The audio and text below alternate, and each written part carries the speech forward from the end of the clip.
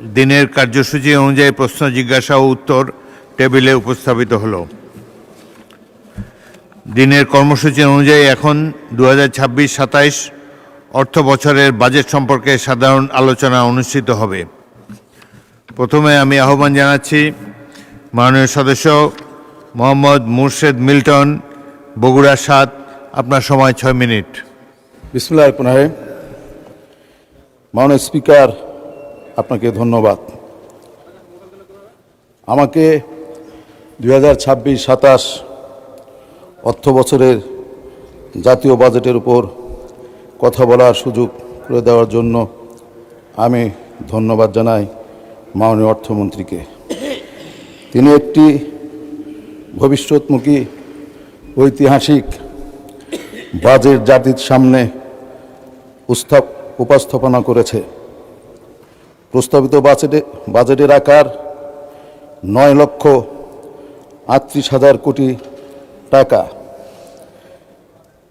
অর্থনৈতিক পুনরুদ্ধার, কর্মসংস্থান সৃষ্টি, বিনিয়োগ বৃদ্ধি এবং জনগণের জীবন যাত্রার মান উন্নয়ন লক্ষ্যে প্রণীত হয়েছে। মাননীয় স্পিকার, আমার নির্বাচনী এলাকা বগুড়া 42-7 গাবতলী শাহজাহানপুর। এই আসনটি একটি ঐতিহাসিকভাবে পরিচিতি।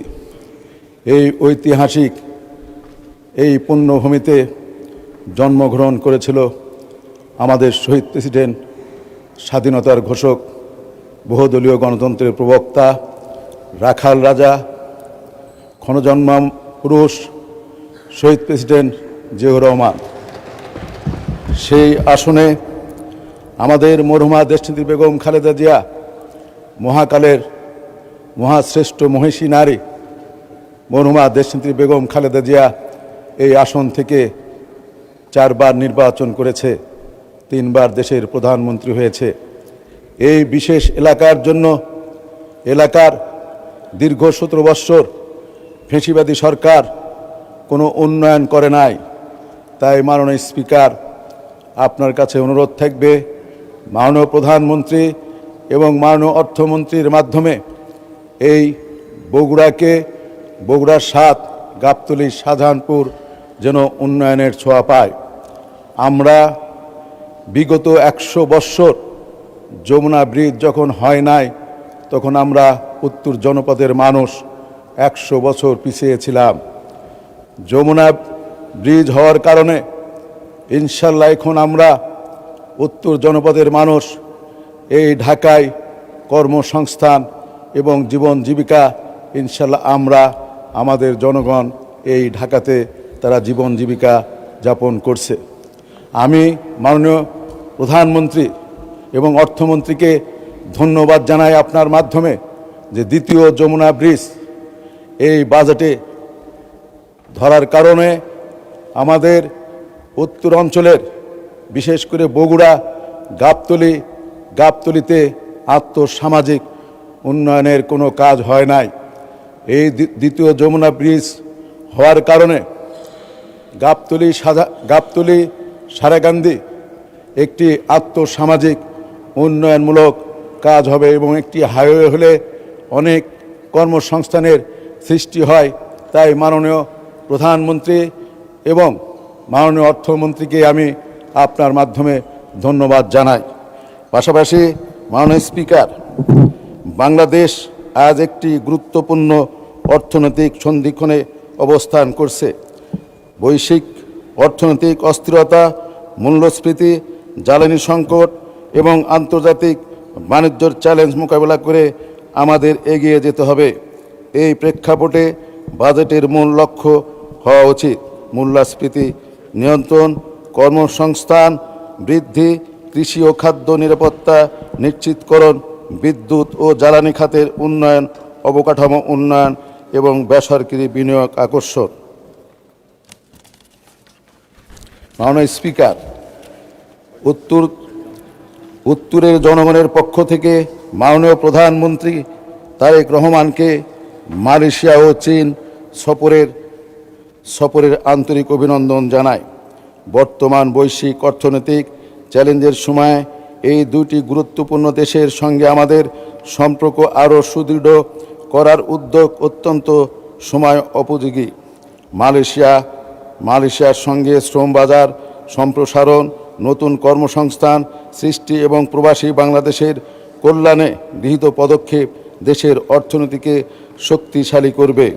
এইভাবে চীনের সঙ্গে বিনিয়োগ, শিল্পায়ন, অবকাঠামো উন্নয়ন এবং প্রযুক্তিগত সহযোগিতা বাংলাদেশের উন্নয়নের গতিকে আরও বেগবান করবে বলে আমরা আশা করি।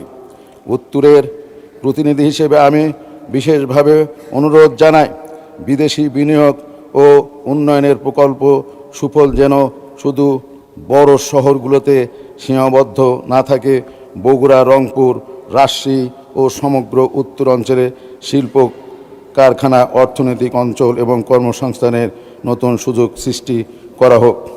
মাননীয় স্পিকার, উত্তরবঙ্গ দেশের খাদ্য ভাণ্ডার, কৃষি সেচ ব্যবস্থা, নদী ব্যবস্থাপনা এবং যোগাযোগ অবকাঠামোর উন্নয়নের আন্তর্জাতিক সহায়তার কাজে লাগানো গেলে এই অঞ্চলের কোটি কোটি মানুষের জীবনমান আরও উন্নত হবে। আমরা বিশ্বাস করি মাননীয় প্রধানমন্ত্রীর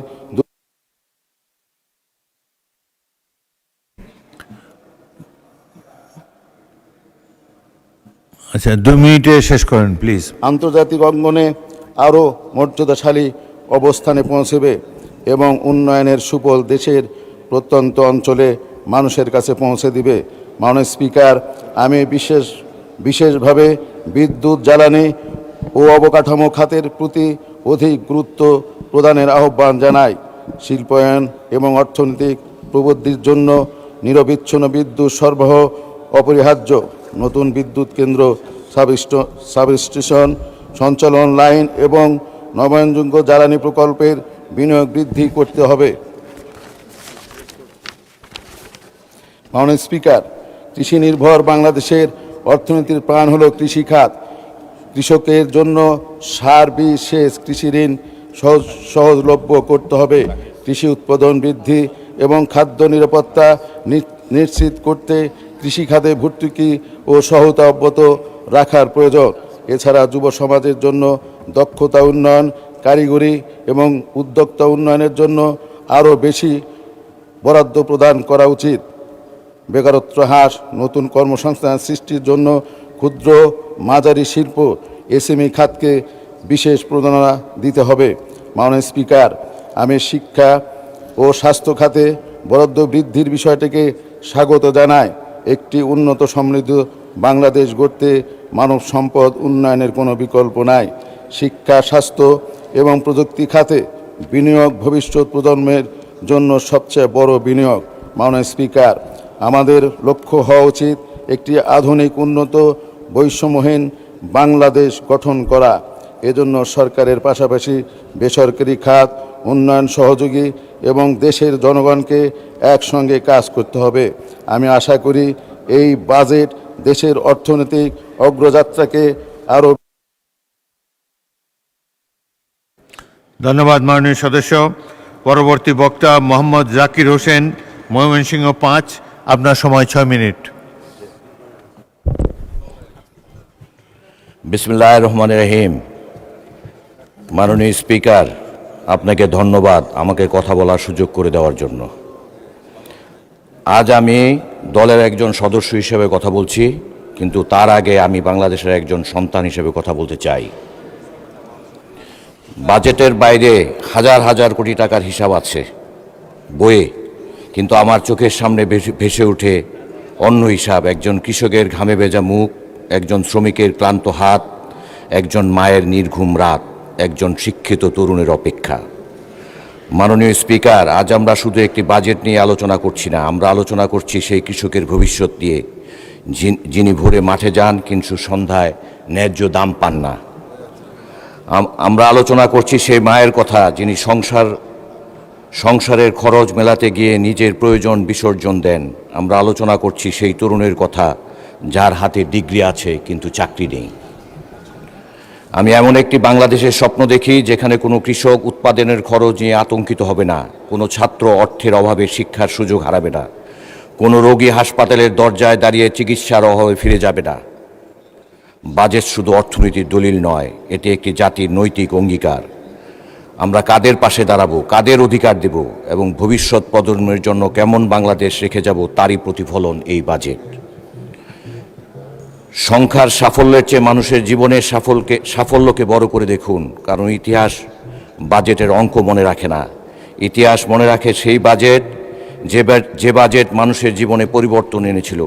তারা জানতে চায় বাজেট কি আগামী বছর তাদের জীবনটাকে সহজ করবে কিনা। আমরা সরকার ও বিরোধী দল আলাদা হতে পারি, কিন্তু এই বাংলাদেশ আমাদের সবার। আমরা এমন বাংলাদেশ চাই যেখানে অর্থনীতির প্রবৃদ্ধি শুধু পরিসংখ্যানে নয়, মানুষের মুখের হাসিতে দেখা যাবে। যেখানে উন্নয়ন শুধু সেতু ও ভবনে নয়, মানুষের জীবনে প্রতিফলিত হবে।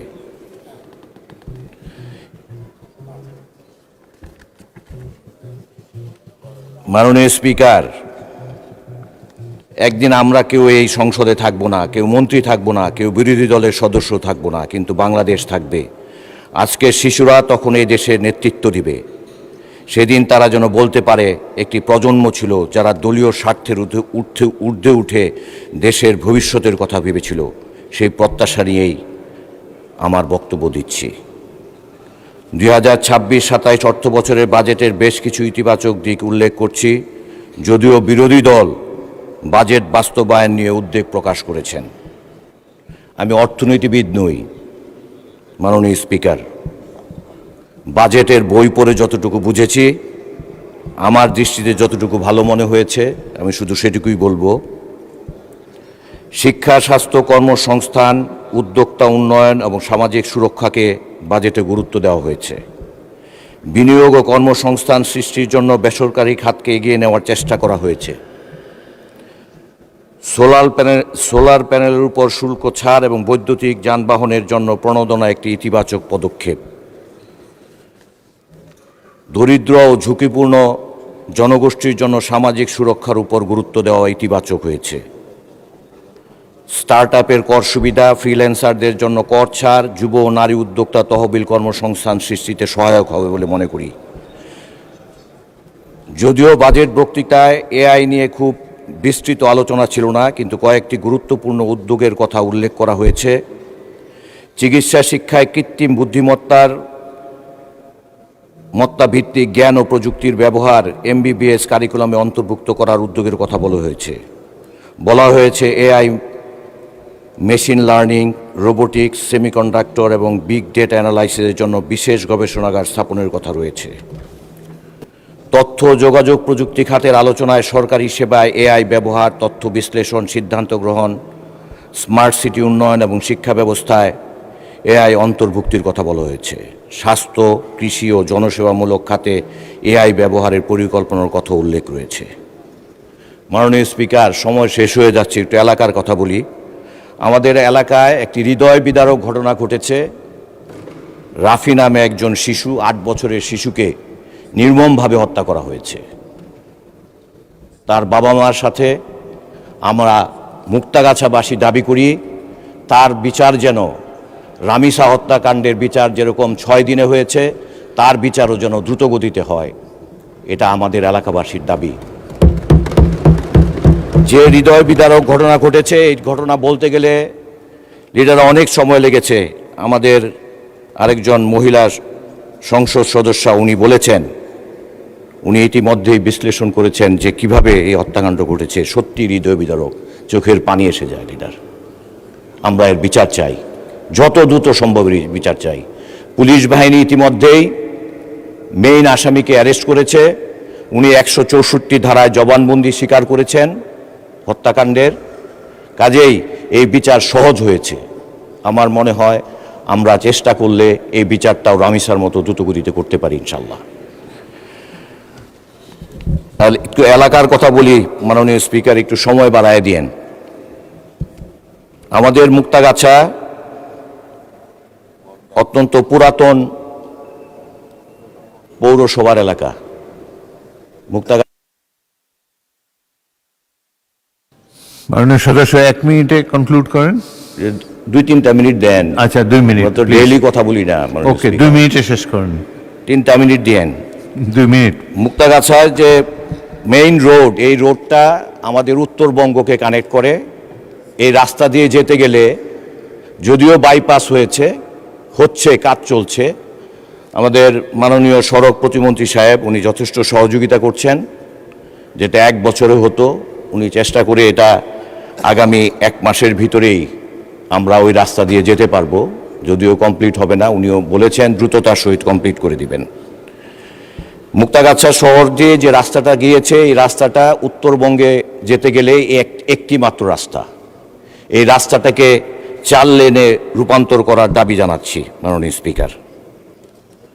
আমাদের মুক্তাগাছায় যে ড্রেনেজ সমস্যা, বাজারগুলোতে যে ড্রেনেজ সমস্যা, প্রতিটা বাজার এই 2-3 বছর পরে পরে রাস্তা করা হয় কিন্তু ভেঙে যায় ড্রেনেজ সিস্টেম না থাকার কারণে। এটা মনে হয় শুধু মুক্তাগাছা না, আমাদের সারা বাংলাদেশের এই সমস্যা। এটার দিকে একটা বিশেষ নজর দেওয়া উচিত। আমাদের মন্ত্রী সাহেব এখানে আছেন, ওনার কাছে দাবি জানাবো, ফখরুল ইসলাম আলমগীর সাহেব, যে আমাদের বাজারের রাস্তাগুলো যদি ড্রেনেজ সিস্টেমগুলি ডেভেলপ করা হলে এই রাস্তাও দীর্ঘদিন টিকবে এবং বাজারে যে প্রবলেমটা হয় সেটারও সমাধান হবে। সবাই একটা কথা সংসদে এসেই বলি আমরা যে আমাদের বিদ্যুৎ সমস্যা, বিদ্যুৎ নাই। গত 20 বছরে যে কোনো বিদ্যুতের ডেভেলপমেন্ট হয় না, এই কথাটা কিন্তু কেউ বলেন না। আমাদের যে ফ্যাসিস্ট সরকার যে আমাদের এনার্জি মিনিস্ট্রিটাকে ধ্বংস করে দিয়েছে, এই বিদ্যুতের সমস্যার জন্য আমাদের সরকার বিশেষভাবে চেষ্টা করছে। আমরা আশা করি যে আগামী 1-2 বছরের ভিতরে এই সমস্যার সমাধান হবে। আমাদের শিক্ষা ব্যবস্থাটাকে এই ফ্যাসিস্ট সরকার ধ্বংস করে দিয়েছে, আমাদের মন্ত্রী ইতিমধ্যেই বলেছেন। ধন্যবাদ মাননীয় সদস্য, ধন্যবাদ। পরবর্তী বক্তা মোহাম্মদ আব্দুল বাতেন, মাননীয় সদস্য, ঢাকা 16। আপনার সময় 6 মিনিট। ধন্যবাদ মাননীয় স্পিকার। মাননীয় স্পিকার, আমরা বিগত 5 বছরের সামগ্রিক অর্থনীতির গতি প্রকৃতি এবং বাজেট বৃদ্ধির ট্রেন্ড লক্ষ্য করি, তাহলে দেখব প্রত্যেক বছর টাকার অঙ্কে বাজেট বৃদ্ধি হয়েছে। সেই হিসাবে যে বড় আকারের বাজেট উপস্থাপিত হবে এই 2026-27 অর্থ বছরে, এটা খুবই স্বাভাবিক। শুধু বড় আকারের বাজেট দেশের প্রান্তিক মানুষের জন্য কতটুকু কাজে লাগবে সেটাই হচ্ছে আমাদের প্রশ্ন। মাননীয় স্পিকার, এই বড় বাজেটের সুবিধা প্রান্তিক মানুষের কাছে পৌঁছানোর জন্য সরকারকে নিশ্চিত করতে হবে স্বচ্ছতা বাস্তবায়নের ক্ষেত্রে, স্বচ্ছতা, দুর্নীতি থাকবে না বাস্তবায়নের ক্ষেত্রে, এবং দক্ষতার সঙ্গে বাজেট বাস্তবায়ন করতে হবে। এটা নিয়ে দেশের মানুষ উদ্বিগ্ন যে এই প্রস্তুতি বা এই কতটুকু আছে সরকারে, বা বাজেটের কি গাইডলাইন আছে। মাননীয় স্পিকার, আপাতত দৃষ্টিতে শিক্ষা, স্বাস্থ্য এবং সামাজিক নিরাপত্তা বেষ্টনীর আওতা বৃদ্ধির জন্য বাজেটের অঙ্কের দিক থেকে বৃদ্ধি করা হয়েছে। মাননীয় স্পিকার, গত সপ্তাহে আমরা এই সংসদে মাননীয় শিক্ষামন্ত্রীর কাছে একটা বিবৃতি শুনেছি। তার বিবৃতি অনুযায়ী হাজার হাজার মামলা জটে আমাদের শিক্ষা ব্যবস্থা আজকে জর্জরিত। শিক্ষা প্রতিষ্ঠানগুলোতে শিক্ষক নাই, কর্মচারীর অভাব, বিশেষ করে গ্রাম পর্যায়ে যে প্রাথমিক বিদ্যালয়গুলো আছে সেখানে শিক্ষকের পাশাপাশি ছাত্রেরও অভাব। মাননীয় স্পিকার, বিগত ফ্যাসিবাদী আমলে যেভাবে দলীয়করণের মধ্য দিয়ে শিক্ষা প্রতিষ্ঠানগুলোকে ধ্বংস করা হয়েছে, যদি একই ধারাবাহিকতা যেটা আমরা লক্ষ্য করছি যে বর্তমান সময়েও স্কুলের কমিটি গঠন থেকে শুরু করে সমস্ত বিশ্ববিদ্যালয়ের নিয়োগ প্রক্রিয়া সবখানেই দলীয় বিবেচনাকে প্রাধান্য দেওয়া হচ্ছে। মাননীয় স্পিকার, এই দলীয় বিবেচনা প্রাধান্য পেলে শিক্ষা খাত কখনোই ঘুরে দাঁড়াতে পারবে না বলে আমি মনে করি। মাননীয় স্পিকার, স্বাস্থ্য খাতে বাজেট বরাদ্দ বৃদ্ধি পেয়েছে ঠিক আছে, কিন্তু স্বাস্থ্য খাতের বড় সমস্যা হচ্ছে আমাদের জনবলের দক্ষতার অভাব। হাসপাতালগুলোতে যন্ত্রপাতি নাই, সরকারি হাসপাতালে টেস্ট হয় না, টেস্ট করাতে হয় বাইরে ক্লিনিকে যেয়ে। কাজে এ ব্যাপারে বাজেটে সুস্পষ্ট কোনো দিক নির্দেশনা পাওয়া যায় না যে কিভাবে এই অবস্থা থেকে আমরা মুক্তি পাব। মাননীয় স্পিকার, আমি সামরিক বাহিনীর সদস্য হিসাবে সামরিক খাতের ব্যয় নিয়ে একটু কথা বলতে চাই। মাননীয় স্পিকার, আমরা যদি বিগত কয়েক বছরের বাজেট পর্যালোচনা করি, দেখা যাচ্ছে যে বিগত বছরে 2025-26 অর্থ বছরে বাজেট বরাদ্দের শতকরা হিসেবে 6.31% বরাদ্দ ছিল। এবারে টাকার অঙ্কে বৃদ্ধি পেলেও সেটা শতাংশে কমেছে 6.01। মাননীয় স্পিকার, বর্তমান বৈশ্বিক এবং আঞ্চলিক প্রেক্ষাপটে আমি মনে করি বাংলাদেশের যে সশস্ত্র বাহিনী আছে সেটাকে আরও শক্তিশালী করা, প্রশিক্ষিত করা, এটার জন্য উন্নত প্রযুক্তি সম্পন্ন অস্ত্র এবং সরঞ্জামাদি ক্রয় করতে হবে। সশস্ত্র বাহিনীর সদস্যদেরকে উন্নত প্রশিক্ষণ দিতে হবে দেশে বিদেশে, এবং আমাদের উপকূলীয় অঞ্চলে যে নজরদারি এবং সাইবার নিরাপত্তা বৃদ্ধির জন্য আমাদেরকে খরচ করতে হবে। মাননীয় স্পিকার, সেই বিবেচনায় আমি প্রতিরক্ষা বাজেট আরও বৃদ্ধির জন্য প্রস্তাব করছি। মাননীয় স্পিকার, আমরা এই বাজেটের পরিসর বৃদ্ধি করার জন্য ক্ষুদ্র ও ফুটপাতের ব্যবসায়ীদের উপরে কর আরোপ করা হয়েছে এবং তাদের জন্য টিন সার্টিফিকেট বাধ্যতামূলক করা হয়েছে। মাননীয় স্পিকার, আমরা সকলেই জানি বড় বড় ঋণ খেলাপিদেরকে ছাড় দিয়ে এই ক্ষুদ্র ব্যবসায়ীদের উপরে যদি করের বোঝা চাপিয়ে দেওয়া হয় সেটা কতটুকু সুফল দিতে পারবে জাতি সেটা জানতে চায়। মাননীয় স্পিকার, ভ্যাট হচ্ছে একটি রিগ্রেসিভ কর। আমাদের রাজস্ব খাতের প্রধান উৎস হচ্ছে ভ্যাট। এই ভ্যাটের প্রভাব সমানভাবে ধনী এবং দরিদ্রের উপরে পড়ে। মাননীয় স্পিকার, কিন্তু এটার দ্বারা সবচেয়ে বেশি ক্ষতিগ্রস্ত হয় আমাদের দেশের সাধারণ মানুষ, দরিদ্র শ্রেণীর মানুষ। মাননীয় স্পিকার, এই বাজেটে মধ্যবিত্ত এবং নিম্ন আয়ের মানুষের জন্য খুব একটা ভালো খবর নাই। মাননীয় স্পিকার, লক্ষ্যমাত্রা পূরণের জন্য বিভিন্ন ধরনের ভ্যাট এবং শুল্ক আরোপ করা হবে এবং ব্যবসায়ীরা করবে কি, সেটাকে পণ্যের উপরে চাপিয়ে দিয়ে মূল্য বৃদ্ধি হবে।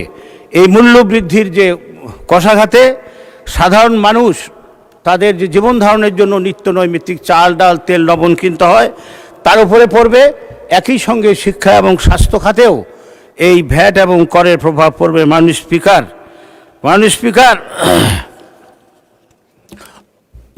আমাকে 1 মিনিট সময় বাড়িয়ে দেবেন। আমি ঢাকা 16 আসনের থেকে নির্বাচিত হয়েছি। আমার সংসদের প্রথম বক্তব্যে আমি বলেছিলাম বৃহত্তর মিরপুরের গোটা দেশের চিকিৎসা ব্যবস্থার মতো বৃহত্তর মিরপুরেও চিকিৎসা ব্যবস্থা বেসরকারি খাতের উপরে নির্ভরশীল। এই বৃহত্তর মিরপুরে একটি জেনারেল হাসপাতাল। মাননীয় সদস্য 2 মিনিটে শেষ করেন। 2 মিনিট। জি মাননীয় স্পিকার, আমাদের যে স্বাস্থ্য ব্যবস্থা সেটা এখনো প্রায় 80% নির্ভরশীল বেসরকারি খাতের উপরে, এবং বেসরকারি যে চিকিৎসা ব্যবস্থা, ক্লিনিক এবং হাসপাতালগুলো সেগুলো খুবই ব্যয়বহুল। মিরপুর একটি নিম্ন মধ্যবিত্ত মানুষের আবাসিক এলাকা। মাননীয় স্পিকার, বৃহত্তর মিরপুরে কোনো সরকারি হাসপাতাল নাই। আমি আমার বাজেট বক্তৃতার প্রথমেই বলেছিলাম, প্রথম দিনেই একটি হাসপাতাল প্রতিষ্ঠার দাবি জানিয়েছিলাম। সেই দাবিটাকে আমি আজকে আবার পুনরায় উত্থাপন করছি। মাননীয় স্পিকার, মিরপুর থেকে শত শত বাস এবং ট্রাক ঢাকা শহরের বিভিন্ন গন্তব্যে চলাচল করে, কিন্তু এই বাস ট্রাক দাঁড়ানোর জন্য কোনো বাস স্ট্যান্ড নাই। মাননীয় স্পিকার, সম্প্রতি আমরা জেনেছি মাননীয় প্রধানমন্ত্রী ঢাকা শহরের বড় বড় বাস স্ট্যান্ডগুলোকে ঢাকা শহরের বাইরে নেওয়ার জন্য নির্দেশ দিয়েছেন। সেটি একটি সমাধান হতে পারে, বাট আমরা একটি বিকল্প চিন্তাও করতে পারি। মাননীয় স্পিকার, আমরা এগুলোকে বহুতল বিশিষ্ট যদি স্ট্যান্ড হিসাবে আমরা নির্মাণ করতে পারি, আমার মনে হয় আমাদের সমস্যা অনেকটা সমাধান হবে। বিশেষ করে আমি আমার পল্লবী এলাকার জন্য এই বাস ট্রাকগুলোর পার্কিংয়ের জন্য আমি একটি বহুতল বিশিষ্ট পার্কিংয়ের দাবি করছি। মাননীয় স্পিকার, আমি এর পূর্বেও বলেছি, আবারও বলছি, সারা দেশের মতো আমার আসনে মাদকের ব্যাপক প্রভাব। আমি সম্প্রতি মাননীয় স্বরাষ্ট্রমন্ত্রী মহোদয়ের সঙ্গে সাক্ষাৎ করে এটা আমার উদ্বেগের কথা জানিয়েছি। আমি আশা করছি দেশব্যাপী যাতে এই মাদকের বিস্তার রোধ করা যায় এবং যুব সমাজকে ধ্বংসের পথ থেকে ফিরিয়ে আনা যায়, এই পদক্ষেপ সরকার গ্রহণ করবে। মাননীয় স্পিকার, আপনাকে ধন্যবাদ আমাকে সময় বাড়িয়ে দেওয়ার জন্য। ধন্যবাদ। আসসালামু আলাইকুম। পরবর্তী বক্তা মাননীয় সদস্য ডাক্তার মোহাম্মদ মাহবুবুর রহমান, ময়মনসিংহ ৭, সময় ৬ মিনিট।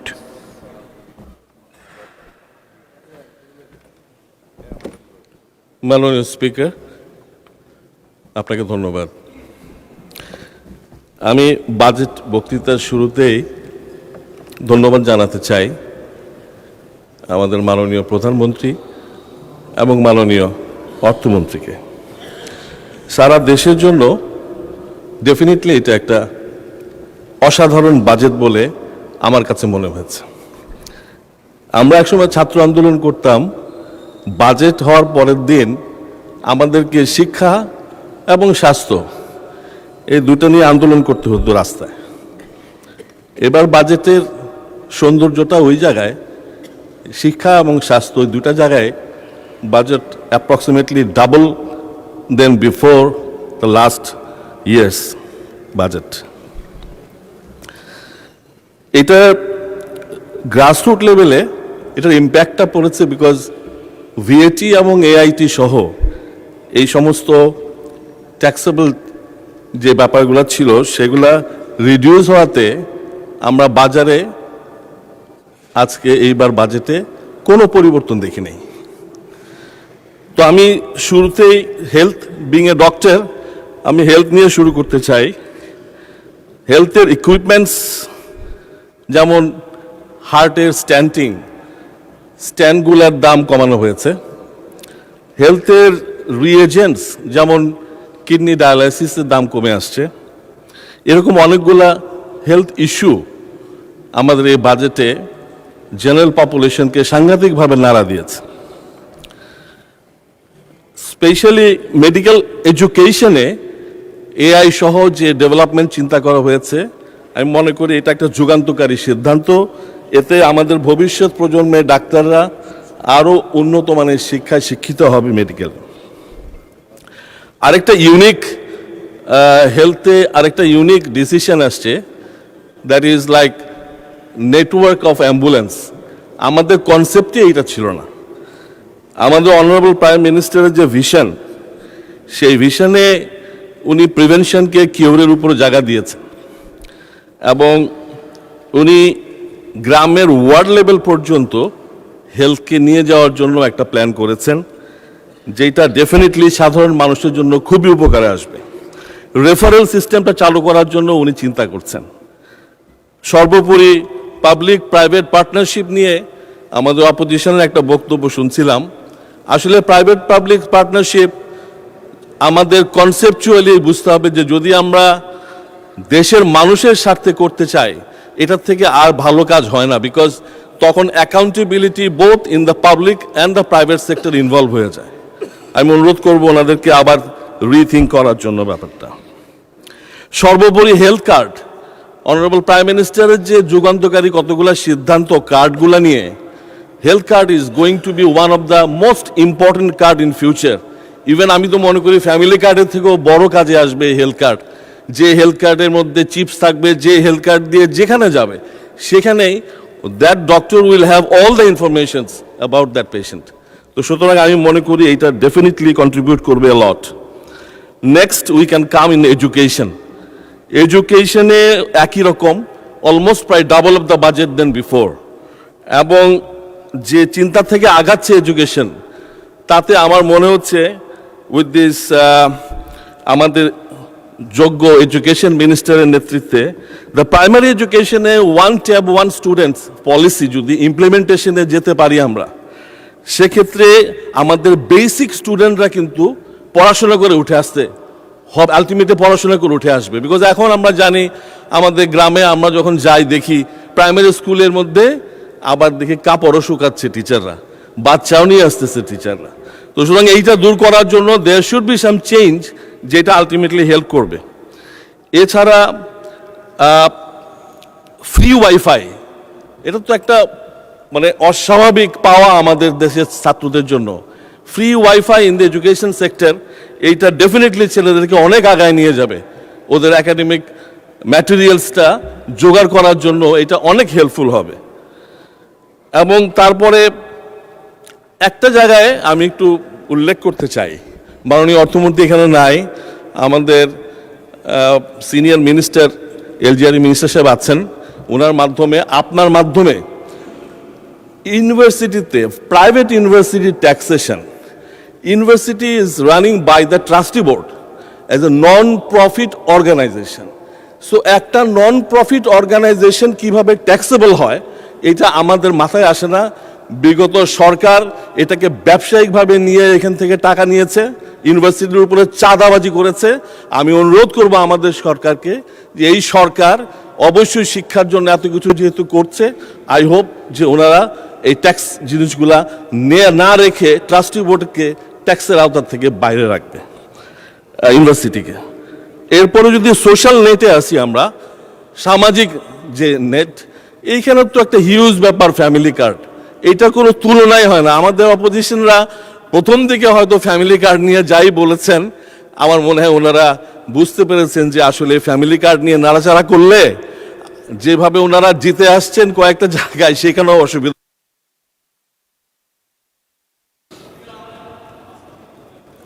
আচ্ছা, মাননীয় সদস্য 2 মিনিট দেওয়া হলো আপনাকে, 2 মিনিটের মধ্যে শেষ করেন প্লিজ। মাননীয় স্পিকার, আপনাকে ধন্যবাদ। এগুলোতে তো আর বলার কিছু নাই। এগুলোতে একটা জিনিস বলি, আমার এলাকা ত্রিশাল, এইখানে মাছের জায়গা, এবং এইখানে উনি একটা সিদ্ধান্ত নিয়েছেন ফিশ ফিলেট, পাঙ্কাশের ফিশ ফিলেটের উপরে ট্যাক্স বসাইছেন, যেটা বিদেশ থেকে আমদানি করা হয়।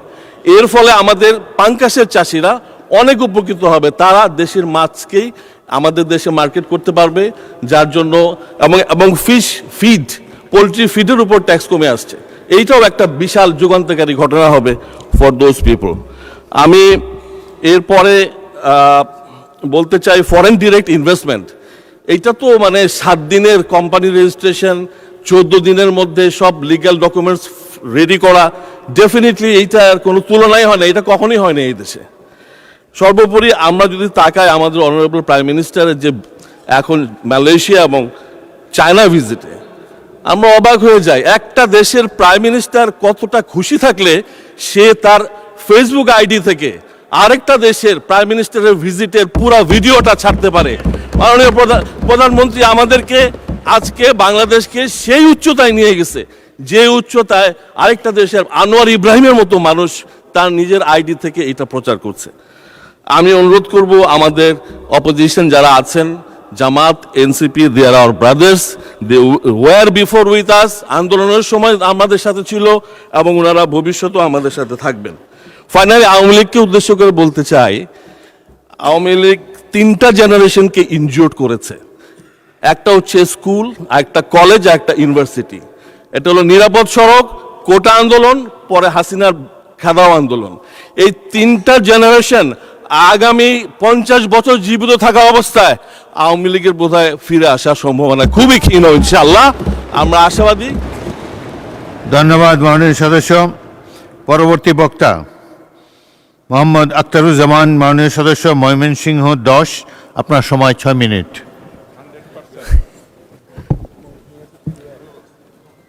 আসসালামু আলাইকুম। মাননীয় স্পিকার, আপনাকে ধন্যবাদ। মাননীয় স্পিকার, 2026-27 অর্থ বছরে মাননীয় প্রধানমন্ত্রীর নেতৃত্বে মাননীয় অর্থমন্ত্রী এই মহান সংসদে যে বাজেটটি উত্থাপন করেছেন, যে গণমুখী বাজেটটি উত্থাপন করেছেন, এদেশের মানুষের ভাগ্য পরিবর্তনে যে বাজেটটি উত্থাপন করেছেন, সেজন্য আমি মাননীয় অর্থমন্ত্রী জনাব আমির খসরু মাহমুদ চৌধুরী সাহেবকে ধন্যবাদ জানাচ্ছি। মাননীয় স্পিকার, আমি 36 বছরের রাজনৈতিক কর্মী, আমি দেখেছি যে বাজেট পেশ করার আগে মানুষ উৎকণ্ঠায় বসে থাকতো কোন জিনিসের দাম বেড়ে যাবে। এই প্রথম আমার জীবনে দেখলাম, বাইরে এতদিন সংসদের বাইরে ছিলাম, বাইরে বসে থাকতাম, টিভির সামনে মানুষ বসে থাকতো যে কোন জিনিসের দাম বেড়ে যায়, বাজারে অনেক জিনিসের দাম বেড়ে যেত। এই প্রথম আমরা দেখলাম, এই পিছনে মাননীয় অর্থমন্ত্রীর পিছনে আমার সিট, বসে বসে দেখলাম যে একের পর এক পণ্যের শুল্ক এবং ব্যাটের হার কমানো ঘোষণা করছেন মাননীয় অর্থমন্ত্রী। এই সংসদ যখন প্রতিটি সংসদ সদস্য টেবিল চাপড়িয়ে যখন অভিবাদন জানাচ্ছেন, আমি অবাক বিস্ময়ে লক্ষ্য করলাম আমাদের বিরোধী দলীয় বন্ধুদের একটু মন খারাপ মনে হয়, আমি লক্ষ্য করেছি। আমি জানি না কি কারণে ওনাদের মন খারাপ। আমি দেখেছি যে নিত্য প্রয়োজনীয় 60টি দ্রব্যের উপর দাম কমানো হয়েছে। বাজারে আমি নিজে বাজার করি মাননীয় স্পিকার, আমি বাজারে গিয়েছি, বাজারে কোনো জিনিসের দাম বাড়ে নাই। আমার মনে হয় আপনার দীর্ঘ অভিজ্ঞতা, আপনি এই স্পিকারের আসনে বসেছেন, এর আগে ওই লাস্ট সংসদের শেষের সিট থেকে ওইখানে বসেছেন মাননীয় স্পিকার, আপনার অভিজ্ঞতা আমার চেয়ে অনেক বেশি। আমার জীবনে এমন দেখি নাই মাননীয় স্পিকার। একটা ওই মির্জা গালিবের একটা আছে, ইয়ারব ও না সমঝে হয় না সমঝেঙ্গে মেরে বাত দে और দিল উনকো। হে আল্লাহ, তারা আমার কথা বুঝেনি এবং ভবিষ্যতেও বুঝবে না, বরং তাদেরকে এমন একটা দিল দিন যেন আমাদের কথা বুঝতে পারে। আমার একটি আমরা দেখেছি দুটো জিনিসে আমরা দেখেছি দাম বেড়েছে মাননীয় স্পিকার, একটা হলো সিগারেট আর একটা হলো মদ। এখন আমাদের বিরোধী দলের বন্ধুরা এই যে বাজেটটিকে সারা দেশের মানুষ সাদরে গ্রহণ করেছে, ওনারা বলেন চানাচুর মার্কা বাজেট। আমিরা শুনেছি চানাচুর বাচ্চারা খায়, আবার বড়রাও খায়, কখন অন্য কিছু খাওয়ার পরে নাকি চানাচুর খায়, সেজন্য মন খারাপ কিনা আমি জানি না মাননীয় স্পিকার। মাননীয় স্পিকার, এই বাজেটে শিক্ষা খাতে সবচেয়ে বেশি বরাদ্দ দেওয়া হয়েছে। আপনি জানেন শিক্ষা জাতির মেরুদণ্ড। একটি জাতিকে যদি আধুনিক প্রযুক্তিতে যদি শিক্ষায় উন্নত করা না যায়, তাহলে নেপোলিয়ন বলেছিলেন যে আমাকে একটি শিক্ষিত জাতি মা দাও, আমি একটি শিক্ষিত জাতি দিব। মাননীয় স্পিকার, মাননীয় প্রধানমন্ত্রী বাংলাদেশে পদার্পণের পরে বলেছিলেন আই হ্যাভ এ প্ল্যান। তখন অনেকেই বুঝতে পারেননি, ওনার কথার অর্থ বুঝতে পারেননি, ওনার যে দেশ গড়ার যে মহাপরিকল্পনা সেই কথা বুঝতে পারেননি মাননীয় স্পিকার। সেজন্যেই আর দেশে আসার আগে অনেকে বলেছিলেন তারেক রহমান আসে না কেন, আসবেন না, এইসব কথা বলেছিলেন। কিন্তু উনি 17 বছর এদেশের গণতান্ত্রিক আন্দোলনের নেতৃত্ব দিয়েছেন মাননীয় স্পিকার। এই দেশের মানুষ গুম হয়েছে, খুন হয়েছে তাদের অধিকার আদায়ের জন্য। 17 বছর সেই বিদেশে থেকে এদেশের গণতান্ত্রিক আন্দোলনের নেতৃত্ব দিয়েছেন, এদেশের এই দেশ গড়ার পরিকল্পনা সাজিয়েছেন। 17 বছর তিলে তিলে এই দেশ গড়ার স্বপ্ন দেখিয়েছেন মানুষকে। আপনি লক্ষ্য করে দেখবেন মাননীয় স্পিকার, আমরা জুলাই যুদ্ধ করেছি, আমি নিজেও করেছি, আমাদের এইখানে যারা আছেন অনেকে এই জুলাই যুদ্ধ করেছেন, আমাদের সন্তানেরা করেছেন। কিন্তু অনেকে এই জুলাই চেতনা বিক্রি করেন মাননীয় স্পিকার। আমরা জুলাই চেতনা বিক্রি করি না মাননীয় স্পিকার, আমরা জুলাইকে ধারণ করি মাননীয় স্পিকার। জুলাই তো বিক্রি করার বিষয় না। যারা জুলাই চেতনা বিক্রি করেন তাদের প্রতি একটি অনুরোধ জানাবো, অনেকেই রিক্সায় চড়তেন, এখন প্রাডো গাড়িতে চড়েন আর জুলাই চেতনা বিক্রি করেন। আমি একটা অনুরোধ করব মাননীয় স্পিকার, আমি যে গাড়িতে চড়তাম সেই গাড়িটি নির্বাচনের সময় মাননীয় স্পিকার অবস্থা খুব খারাপ হয়ে গেছে, আমি এখন সেই গাড়িতেই চড়ি। আপনি যারা এই জুলাই চেতনা বিক্রি করেন মাননীয় স্পিকার, আমি অনুরোধ করব ওনারা আগে কিসে চড়তেন, এখন কিসে চড়েন, কোন বাসায় থাকেন, ওনারা মাঝে মধ্যে লাইভ করেন, কোন বাসায় থাকেন একটু লাইভ করলে এই জাতি দেখতো ওনাদের কি এখন আগে কোথায় ছিলেন, এখন পরিবর্তনটা কিরকম হয়েছে। মাননীয় স্পিকার, মাননীয় স্পিকার, এই বাজেটে স্বাস্থ্য খাতে সবচেয়ে বেশি বরাদ্দ দেওয়া হয়েছে মাননীয় স্পিকার। শিক্ষা, স্বাস্থ্য, অবকাঠামো, আপনি দেখবেন সামাজিক সুরক্ষা খাতে সবচেয়ে বেশি বরাদ্দ দেওয়া হয়েছে মাননীয় স্পিকার। মাননীয় স্পিকার, আমরা আমাদের মাননীয় প্রধানমন্ত্রী বলেছেন আমরা সিঙ্গাপুর কানাডা নয়, আমরা এই দেশটিকে সিঙ্গাপুর কানাডা বানাতে চাই। মাননীয় স্পিকার, এই বাজেটে বিনিয়োগকে সবচেয়ে বেশি প্রাধান্য দেওয়া হয়েছে, বিনিয়োগকে সবচেয়ে বেশি প্রাধান্য দেওয়া হয়েছে মাননীয় স্পিকার। দেশি বিদেশি কর ছাড়ের সুযোগ নিয়ে দেশি বিদেশি বিনিয়োগকারীরা মাননীয় স্পিকার এইখানে এই দেশ বাংলাদেশে বিনিয়োগের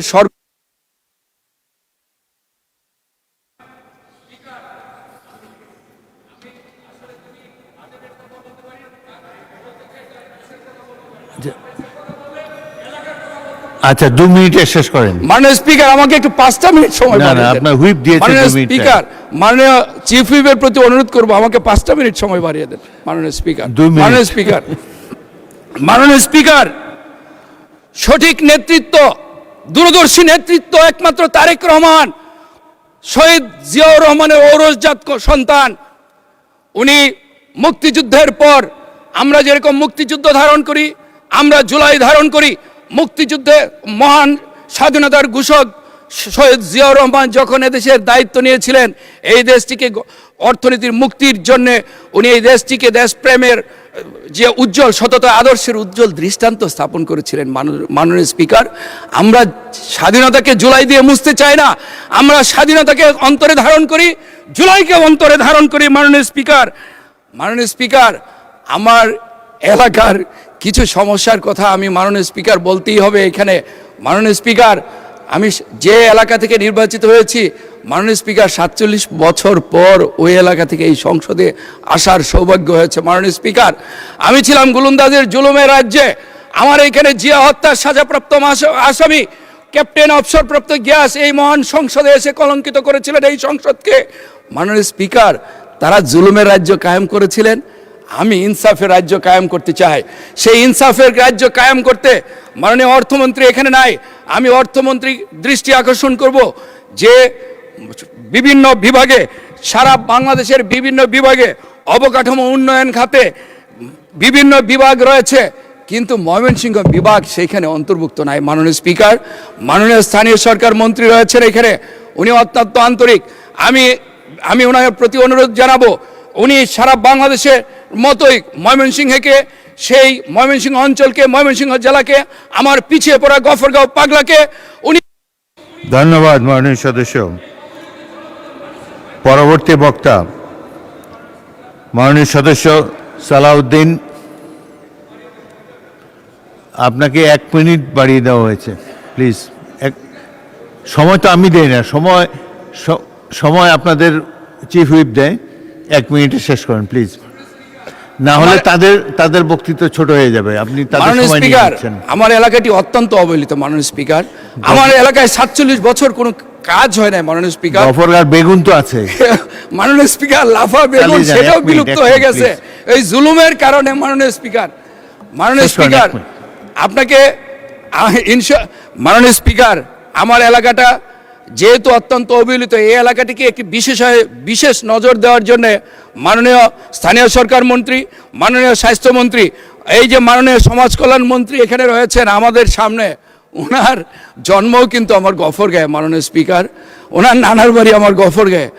আমার এই মন্ত্রী মহোদয়রা যদি একটু দৃষ্টি দেন এই অবহেলিত জনপদের প্রতি, তাহলে এই গফরগাঁয়ের মানুষের ভাগ্যের পরিবর্তন হবে। একটি অন্ততপক্ষে পিছিয়ে পড়া জনপদকে এই জনপদটি একটু এগিয়ে যাবে। মাননীয় স্পিকার, আমি সবাইকে, আমি মাননীয় মন্ত্রী মহোদয়দেরকে, মাননীয় প্রধানমন্ত্রী যেভাবে গফরগাঁওকে গুরুত্ব দিয়েছেন, আমাদের অঞ্চলকে এগিয়ে নেওয়া। ধন্যবাদ মাননীয় সমাজ কল্যাণ মন্ত্রী, নানা বাড়ির দিকে খেয়াল রাখবেন। পরবর্তী বক্তা মোহাম্মদ সালাউদ্দিন, গাজীপুর 4, সময় 7 মিনিট। মাননীয় স্পিকার, আপনাকে ধন্যবাদ। মাননীয় স্পিকার, বাজেট আমার জীবনের গল্প, আমার পকেটের গল্প, আমার ভবিষ্যতের স্বপ্নের গল্প, বাংলাদেশের 18 কোটি মানুষের দৈনন্দিন জীবনের হিসাব নিকাশের গল্প। কিন্তু এবার মাননীয় অর্থমন্ত্রী যে বাজেট প্রস্তাব করেছেন, এ বাজেট আসলে আশারে গল্প। মাননীয় স্পিকার, প্রায় 3.25 লক্ষ কোটি টাকা ঋণ নির্ভর যে বাজেট পেশ করা হয়েছে, সে বাজেট শুনে, ঋণের কথা শুনে আমাদের বিরোধী দলের অনেক সংসদ সদস্য উষ্মা প্রকাশ করেছেন, আশ্চর্য হয়েছেন।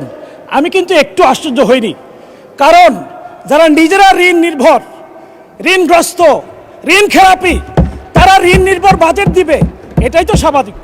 মাননীয় স্পিকার, এ বাজেট পেশ করার আগেই বাংলাদেশে গত 4 মাসে এই সরকার এসে প্রায় অধিকাংশ পণ্যের মূল্য বৃদ্ধি করেছে।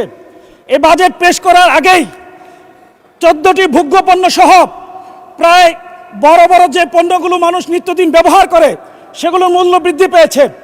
এবার বাজেট পেশ করার 7 দিন আগে বিদ্যুতের মূল্য বৃদ্ধি করা হয়েছে, 10 দিন আগে জ্বালানি তেলের মূল্য বৃদ্ধি করা হয়েছে। কিছুদিন আগেই এলপিজি গ্যাস 1200 টাকা থেকে 1940 টাকা বৃদ্ধি করা হয়েছে। মাননীয় স্পিকার, জ্বালানি তেলের মূল্য বৃদ্ধি, গ্যাসের মূল্য বৃদ্ধি, একই সাথে নিত্য প্রয়োজনীয় মূল্য বৃদ্ধির পাশাপাশি পরিবহন ভাড়া আকস্মিকভাবে এত বেশি বৃদ্ধি পেয়েছে, এটা বাংলাদেশের ইতিহাসে সর্বকালের সকল রেকর্ডকে ছাড়িয়ে গেছে।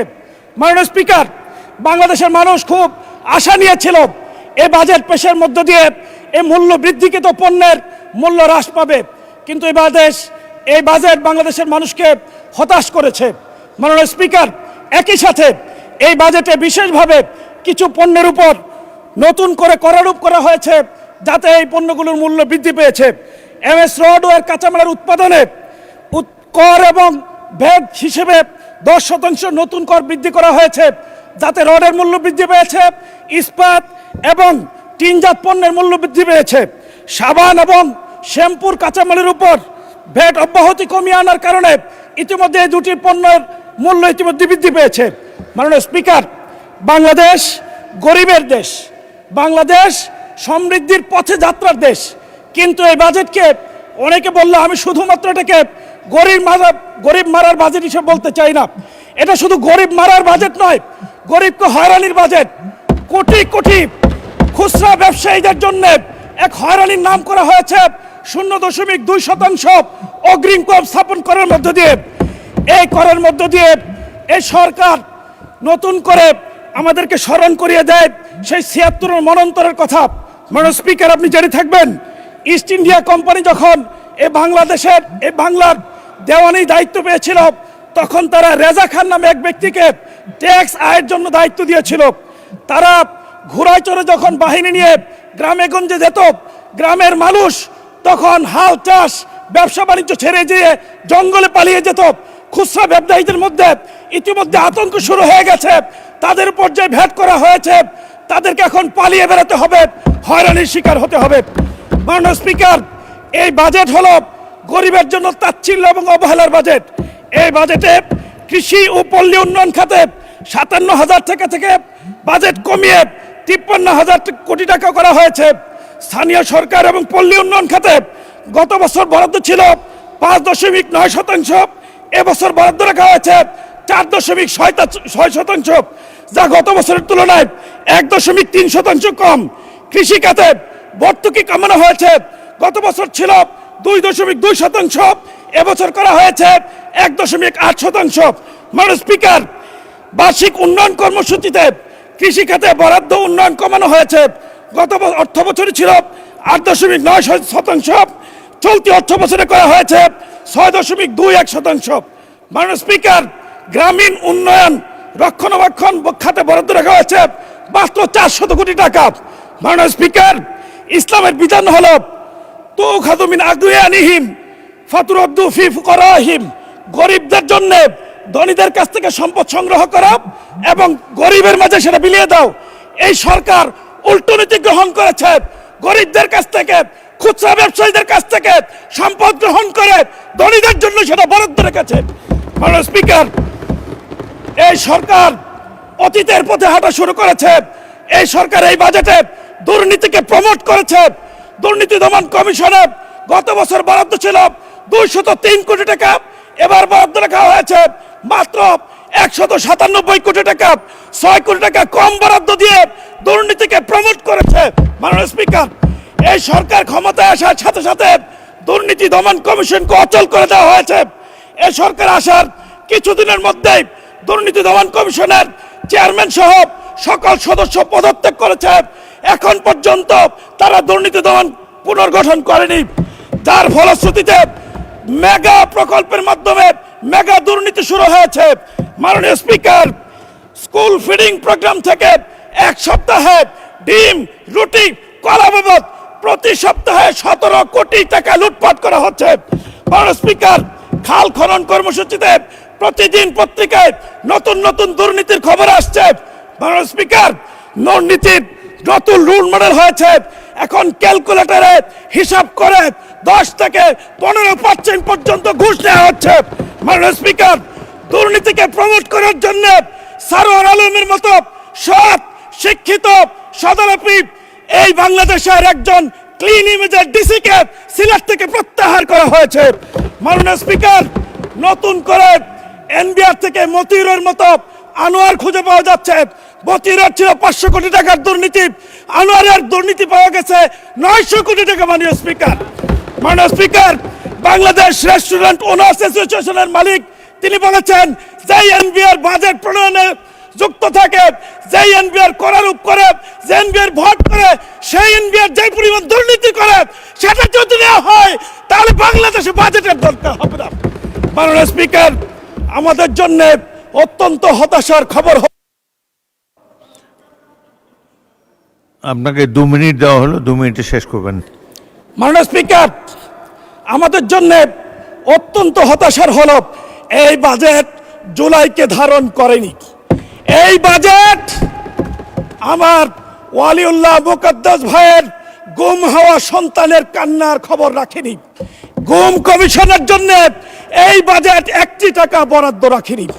মাননীয় স্পিকার, আমি সর্বশেষ বলতে চাই, মাথায় অতিরিক্ত বোঝা নিয়ে পাহাড়ের চূড়ায় চড়া যায় না, স্বপ্ন দেখা যায়, পৌঁছা যায় না। মাননীয় স্পিকার, সমুদ্রের জলরাশি অনেক বেশি, কিন্তু কোনো পিপাসার্থ মানুষের পিপাসা মেটাতে পারে না। কিন্তু সামান্য কূপের পানি শত শত বছর ধরে হাজার হাজার মানুষের পিপাসা মেটাতে পারে। সুতরাং বাজেট বড় হলেই চলবে না, ঋণ নিয়ে কোটি টাকা বরাদ্দ রাখার মধ্যে বাজেট নয়।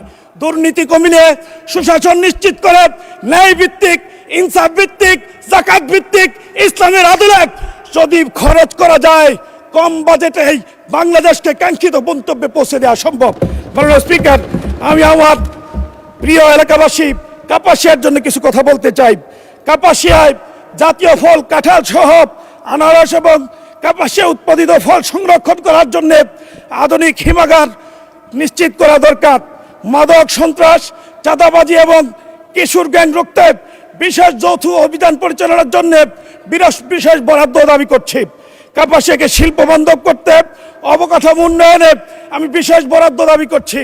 ট্রমা সেন্টার এবং মাদক নিরাপদ কেন্দ্র প্রতিষ্ঠার জন্য মাননীয় স্পিকার, আপনার কাছে আমি আপনার মাধ্যমে মাননীয় মন্ত্রীর কাছে বিশেষ বরাদ্দ দাবি করছি।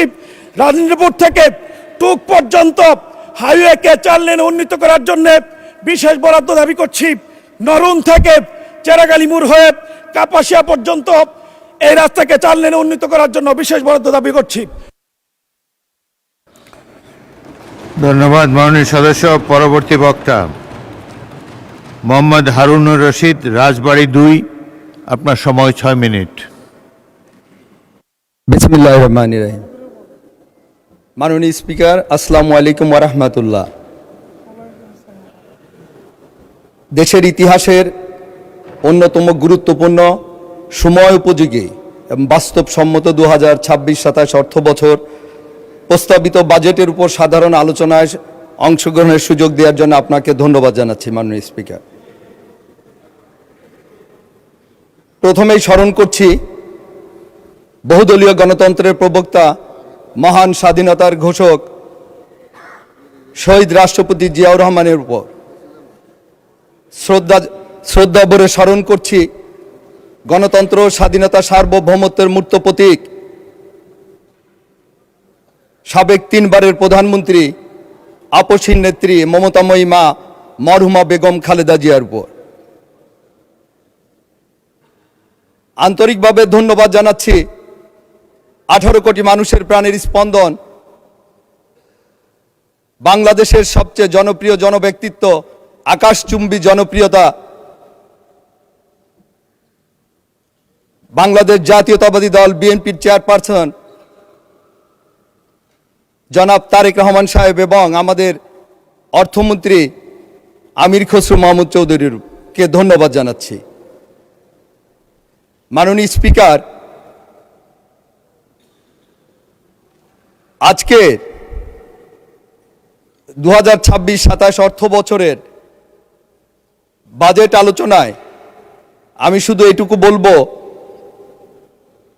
যে সামগ্রিকভাবে আমাদের যে প্রস্তাবিত বাজেট, এই বাজেটের আমরা সফলতা কামনা করছি। 11 জুন প্রস্তাবিত বাজেট পেশ করার পর থেকে 2026-27 অর্থ বছরের উপর সাধারণ আলোচনায় আমরা প্রতিদিন আমরা দেখছি বিভিন্নভাবে এই বাজেটের পক্ষে বিপক্ষে কথা হচ্ছে। আমরা শুধু এটুকু বলতে চাই, দীর্ঘ 17 বছরের আন্দোলন সংগ্রামের মধ্য দিয়ে আমাদের প্রিয় নেত্রী এবং আমাদের পার্টির চেয়ারপারসন জনাব তারেক রহমান সাহেবের সুযোগ্য নেতৃত্বে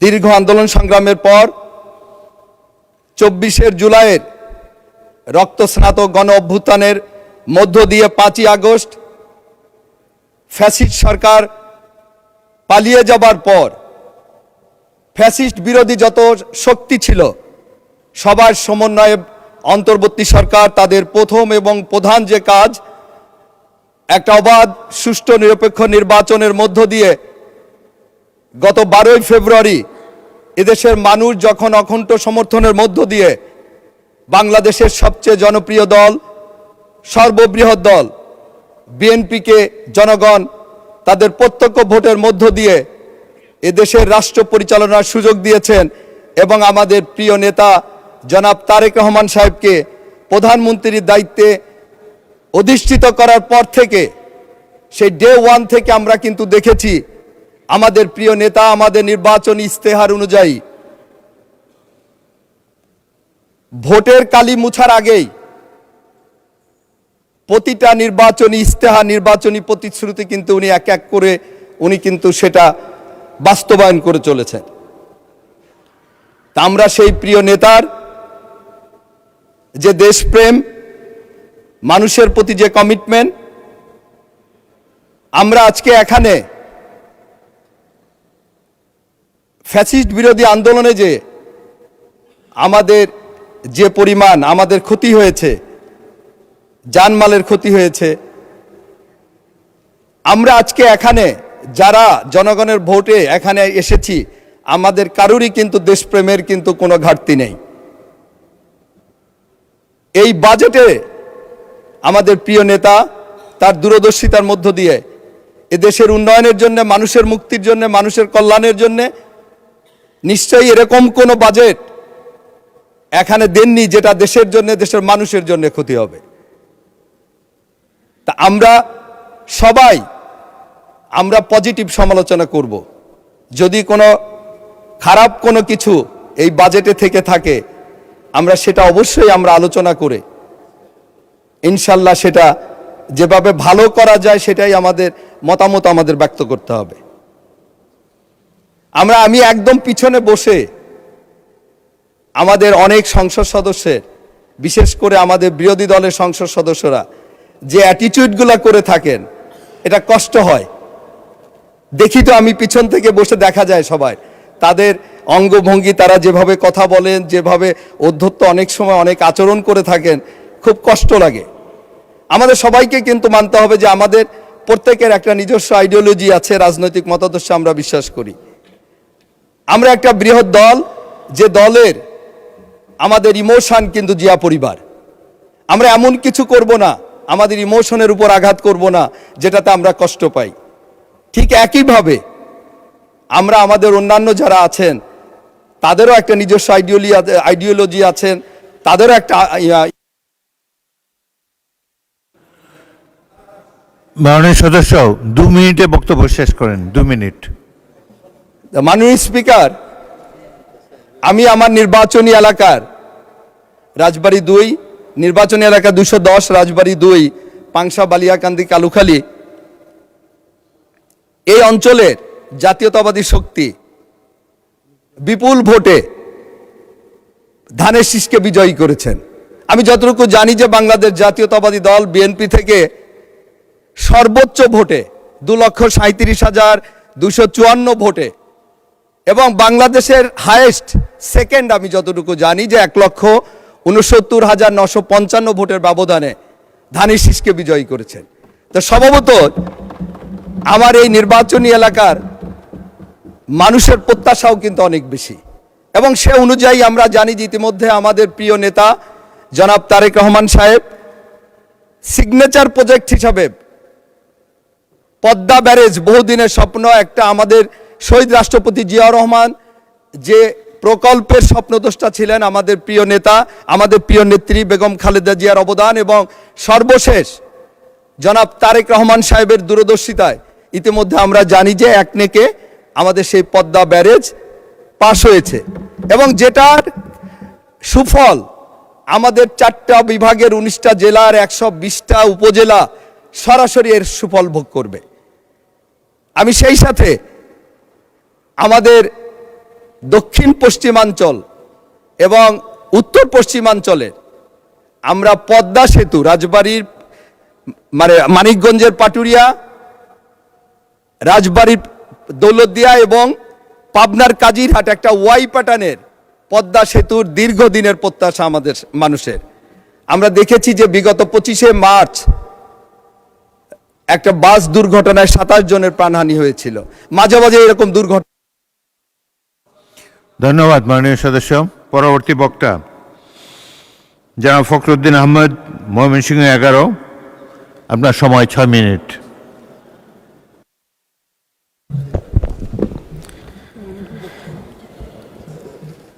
মাননীয় স্পিকার, আপনাকে ধন্যবাদ। 2026-27 অর্থবর্ষের গণতান্ত্রিক মানবিক অন্তর্ভুক্তিমূলক বাজেটের উপর আলোচনার সুযোগ দেওয়ার জন্য আমি আন্তরিকভাবে কৃতজ্ঞ। মাননীয় স্পিকার, আজকে এই দীর্ঘ 17 বছর ফ্যাসিস্ট বিরোধী আন্দোলন সংগ্রামে আমাদের অসংখ্য সাথী গুম হয়েছেন, নিহত হয়েছেন।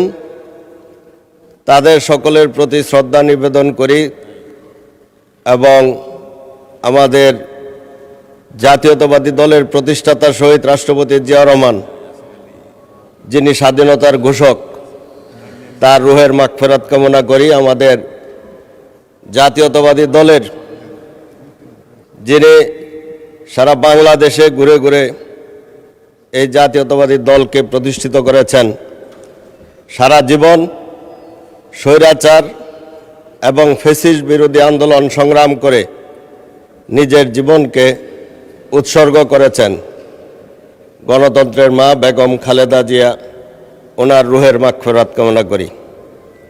যারা বিগত 24 জুলাইয়ে ফ্যাসিস্ট বিরোধী আন্দোলনে ছাত্র জনতা নিহত হয়েছেন, তাদের রুহের মাগফিরাত কামনা করি। আবার যারা আহত হয়েছেন তাদের সুস্থতা কামনা করি। মাননীয় স্পিকার, আমরা আজকে বলতে পারি বিশেষ করে যে আমরা সৌভাগ্যবান। দীর্ঘ ফ্যাসিস্ট বিরোধী আন্দোলনের পর আজকে যে সরকার গঠন করা হয়েছে, সেই সরকারের প্রধান, যিনি 71-এর রণাঙ্গনের বীর মুক্তিযোদ্ধা, স্বাধীনতার ঘোষক, বহুদলীয় গণতন্ত্রের প্রবক্তা শহীদ রাষ্ট্রপতি জিয়াউর রহমানের সন্তান। আজকে আমরা গর্ব করে বলতে পারি, এই মহান জাতীয় সংসদে মাননীয় স্পিকার, যে রণাঙ্গনের একজন বীর মুক্তিযোদ্ধা, আপনি আজকে এই জাতীয় সংসদের স্পিকার। এই জাতীয় সংসদে আরও অসংখ্য বীর মুক্তিযোদ্ধা এবং স্বৈরাচার এরশাদ বিরোধী আন্দোলনের নেতৃত্ব দানকারী, ফ্যাসিস্ট হাসিনা বিরোধী আন্দোলনের নেতৃত্ব দানকারী নেতৃবৃন্দ আজকে এই জাতীয় সংসদের সদস্য হয়ে এসেছেন।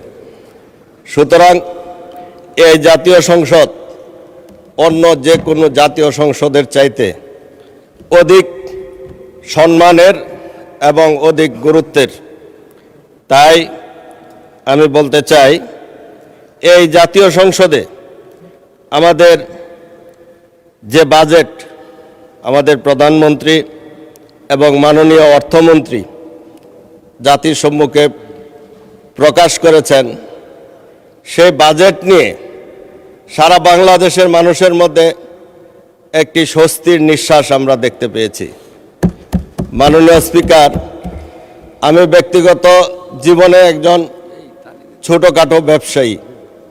আমার প্রতিষ্ঠানের সকল কর্মকর্তাগণ অতীতে বাজেট ঘোষণার পূর্বে 2-3 মাস আগে থেকে বলা শুরু করত যে আমাদের প্রয়োজনীয় দ্রব্য সামগ্রী, যেগুলি আমাদের বিভিন্ন কাজে ব্যবহৃত হয়, বিশেষ করে কনস্ট্রাকশনের মেটেরিয়ালস এবং অন্যান্য জিনিসপত্র, সেগুলির ইলেকট্রিক্যাল, স্যানিটারি, পাম্পিং, এই সকল আমাদের আগে থেকে বাজেট ঘোষণার আগে থেকে অ্যাডভান্স করে অগ্রিম টাকা মূল্য পরিশোধ করে কিনে রাখার প্রয়োজন হতো।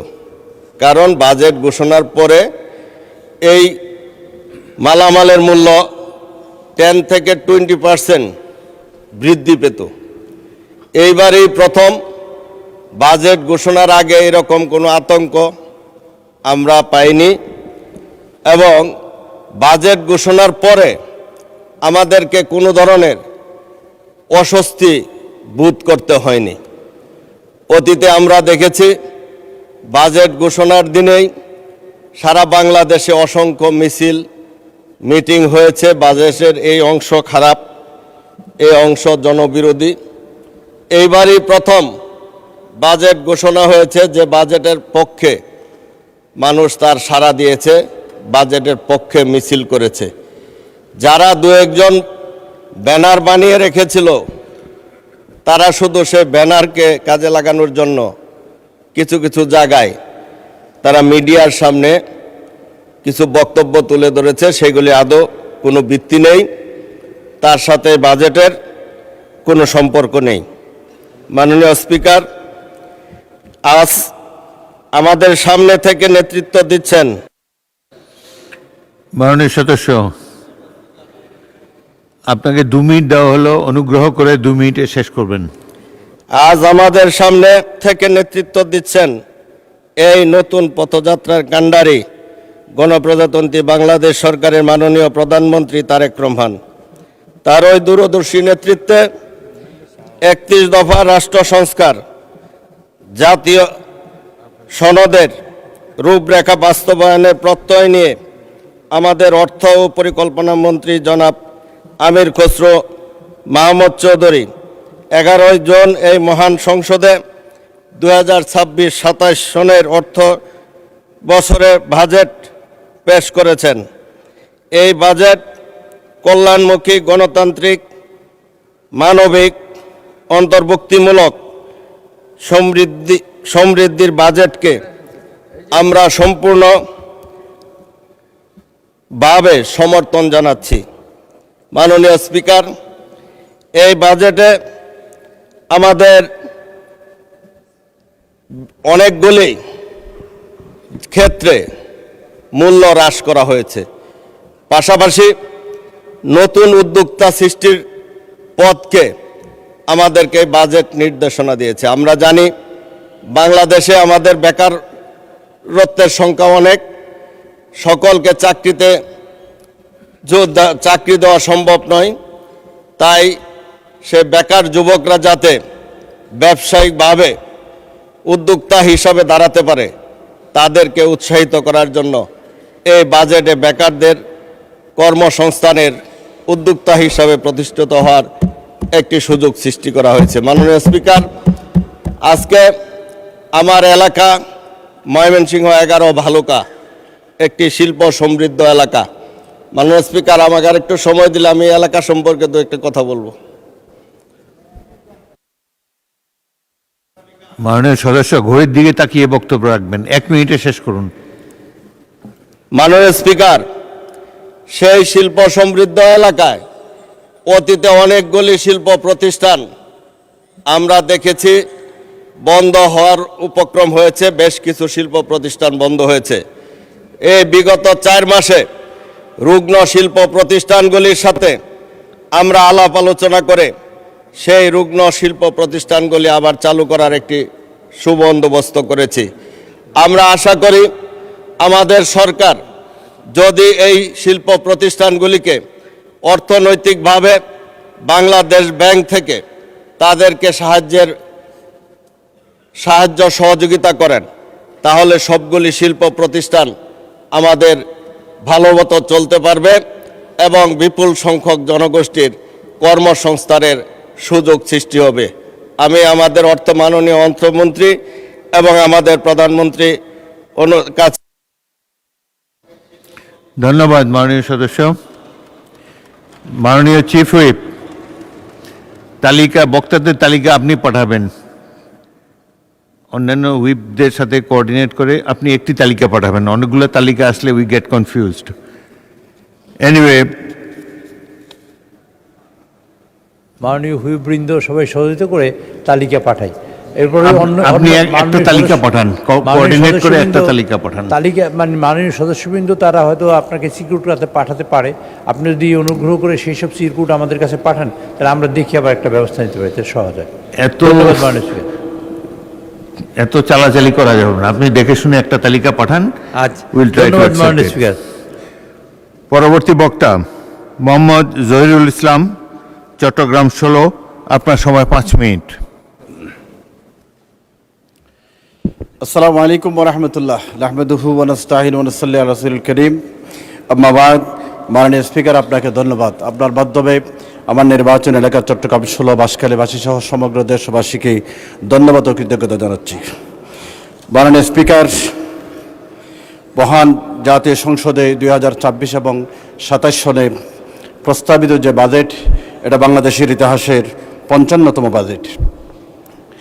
ঋণের বোঝা এবং ঘাটতি নির্ভর এই বাজেট আমাদের জন্য চ্যালেঞ্জিং অবস্থায় রয়েছে।